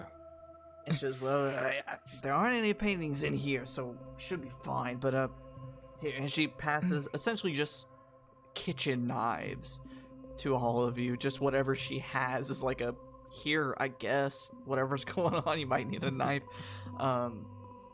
Keeping one for herself. She says, "I've got a back door here, so if I don't hear from you in like, I don't know, 10 minutes, 15 minutes, I'll head out." Okay, hang on. Probably we a might need smart thing. this. I head into the back of the kitchen and grab my milk backpack.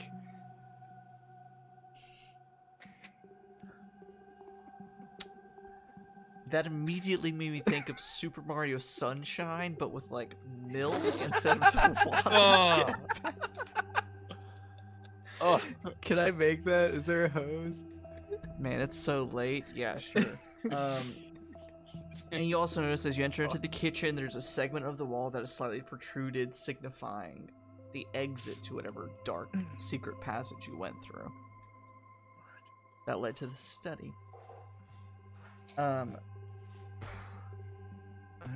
So we still have to look for my secret, right? So, myself, Elijah, Jonah, we've all found our secrets. Mine says it's in the belly of the beast. And There was under that hatch. that was under a bearskin rug, wasn't it? Yeah, Well, I completely ignored it. perhaps maybe the hatch was the bear's belly. Yeah, let's go check the hatch. Alright. Check the hatch. You're staying here, Hazel? Yeah, I mean, you want a kiss for good luck or something? I don't. No.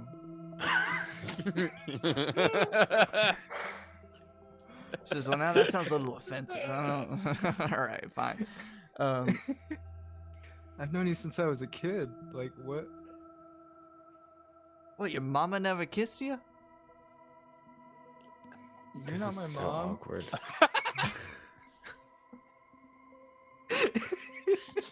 you're not my mom. Why would I kiss you?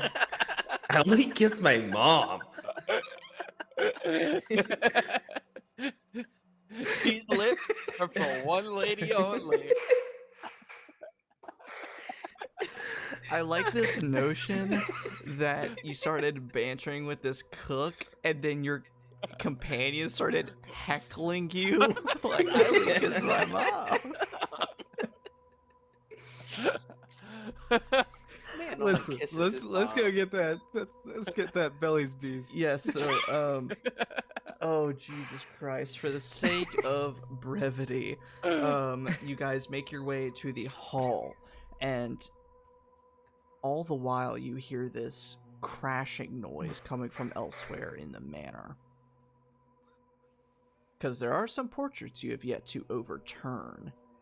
And so, whatever this worm person seems to be doing, at least searching for victims, it's coming up short, so it's destroying things along the way. As you open up the hatch, you see that there's sort of a very short set of stairs leading down to a crawl space, where you see the sort of dim gleam of a chest. You see the iron trim of it, the wooden walls and lid, but not necessarily a lock, but a combination spin lock on it. The numbers. The numbers, Mason. Well, I don't have my any. letter was 30. Mine was 4. Mine was 19. So, So like, do you spend however many precious minutes trying out the different combinations, or I feel as though we should start with the one we got first, which was 19, I think. That's the order I wrote it in. Then 4, then 30. Okay, Yeah. I'll do that. spin, spin, spin, spin, spin, spin, spin, spin. The lock does not come undone. 1934. 1934. You hear the crashing and shattering of ceramic and glass echoing throughout the manor. In your next combination was 1934. Yeah.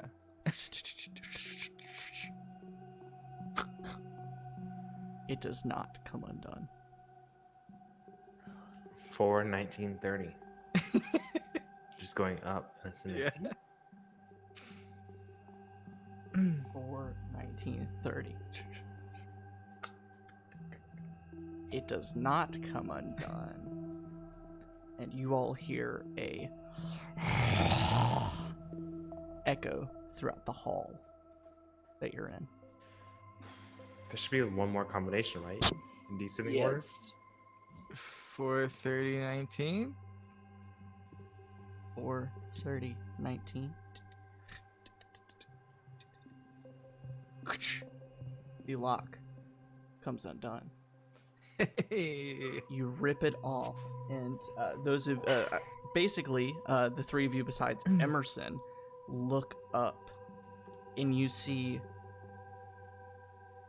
the worm creature, this fleshy pink creature that has burst from the door of the dining hall,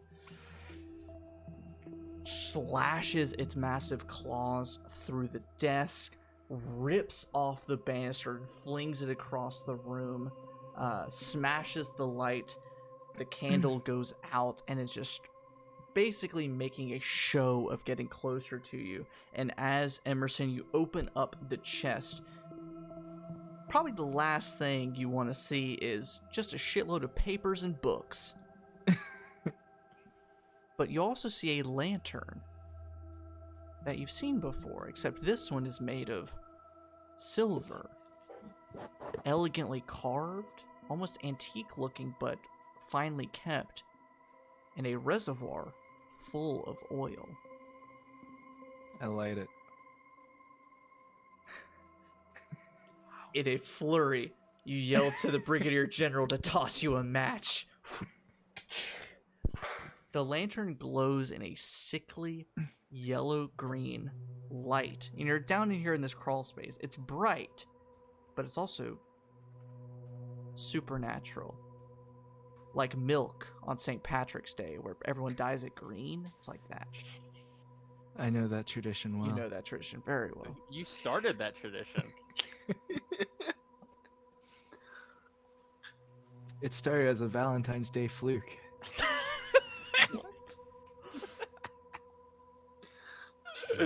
Emerson doesn't know his primary colors very well.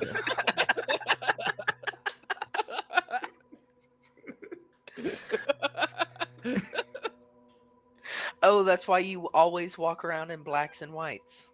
It doesn't. Yeah. He's colorblind. Yeah. It all makes sense. Yeah, That was his Emerson's secret. Just handing his beloved a big glass of green milk. I love you very much. She's like, what the fuck? Here you go, Mom.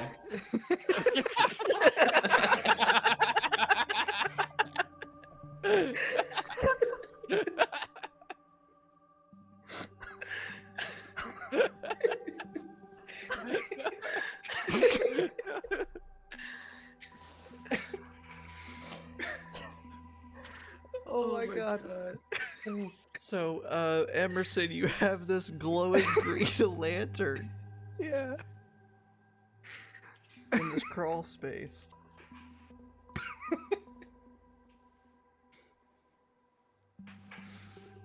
Do you mind if I, for the sake of brevity, this? Because it's late. Emerson, lighting the lantern, it glows this bright green light, and you say, "For Mom." You hold it out above the hatch into the hall, and Brigadier General Theodore J. Harrison, you and all of you watch as this fleshy worm person stops in its tracks and freezes. It's still hissing, its claws flexing, its tongue shooting out of its mouth, but it freezes almost in frustration. And Theodore J. Harrison,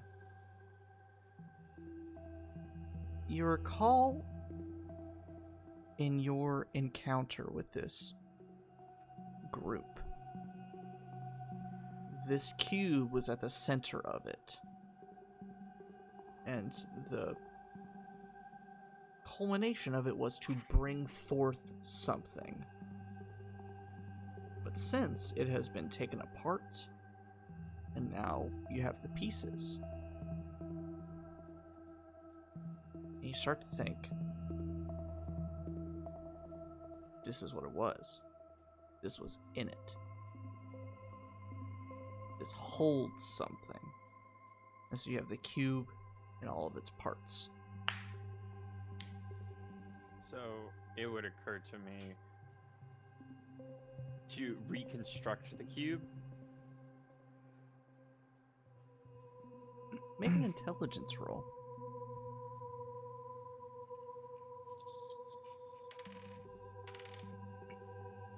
That is a success.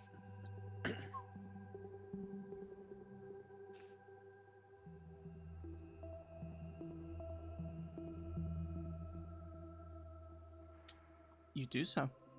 You find all the pieces where it needs to fit together, and almost Rubik's Cube X-esque turn some of the sides to fit into position, and unnaturally, the pieces that fit in as you turn some of the sides almost break apart and move around until eventually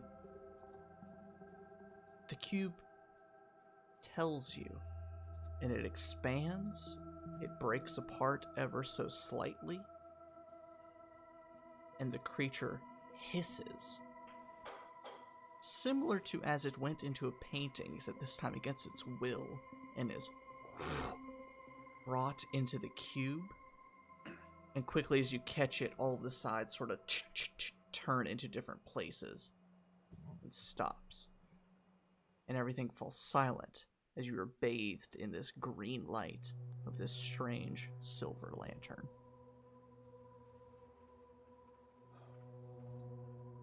Thank God. Okay. Gets done for now. I don't do this often, but I'm going to apologize. I'm sorry. I thought you and Emerson here were insane and made up the whole worm people thing. That was on me. Well, thank you for that. That's big of you. Yes, I know. Yeah, I know. Yep, there we go. And Elijah, I'm sorry for throwing milk at Marjorie's neck. Well, I guess whenever the police do get here, we'll have to just chalk that up to another disaster of the night. Gravity, bad ricochets, yeah. Not to put too fine a point It on drops things, the sword. Emerson, but how many lives did you claim tonight?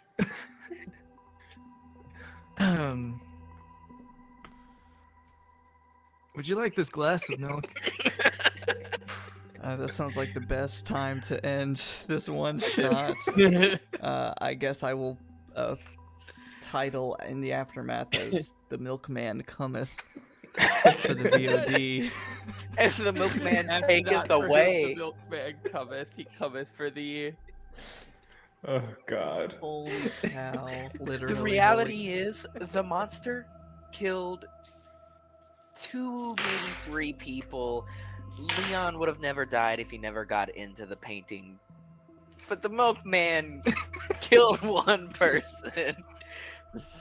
Finished off the second person. That's only 1 less than the monster. Yeah. This is true. Who was the real Eldritch Horror? The reality is the milkman, dude. Yeah, check out the Milkman stat block on my Patreon coming up since later. Logan, please nerf. Milkman OP. Milkman subclass for D&D 5e. What class would that be a subclass? It's fighter. I was Unique ability. Every hour, some bad thing happens Just in the game. anything, any bad thing. Holy shit. I have so many thoughts that I'm gonna vomit onto my players after this, but I don't think anyone stuck around for this entire one shot because it went way later than we normally do. But if you happen to watch the VOD, thank you so much for watching the VOD. Thank you. I'll probably throw up an edited version on my YouTube channel for funsies, so you can get all this stupid shit. I may just do an edited version of only like the non-story bits where we just tell stupid shit. The milk cut. The Yeah. milk cut. Oh no! I'm writing it down. That's bad. Snyder cut. Move over. There's a. Oh, Alan. But thank you if you watch the VOD or end up watching the YouTube video. Thank you to my wonderful players for doing this stupid thing that was thrown together this week. Whole milk edition. My mouth is gonna hurt. Logan, thank you for putting this together. Yes, Alan, thank Yeah. thank you for the milkman, I think. Yeah. Man, we gotta bring Alan into all of our Call of Cthulhu games. The milkman is a recurring character. I'd The cry. Eldritch Horror, the milk. Yeah. I want to see the Milkman versus Cthulhu.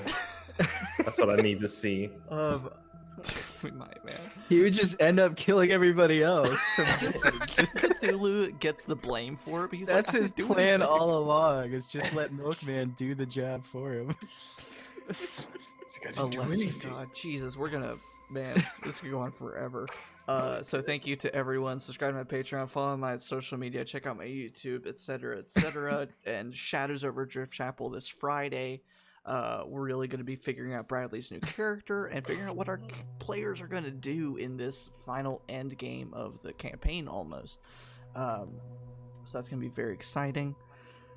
Oh, but besides that, it's Monday, so I had the instinct to do the Sharn Knights thing. I think the plan is to do an After Dark thing next week, so that should still be on the table.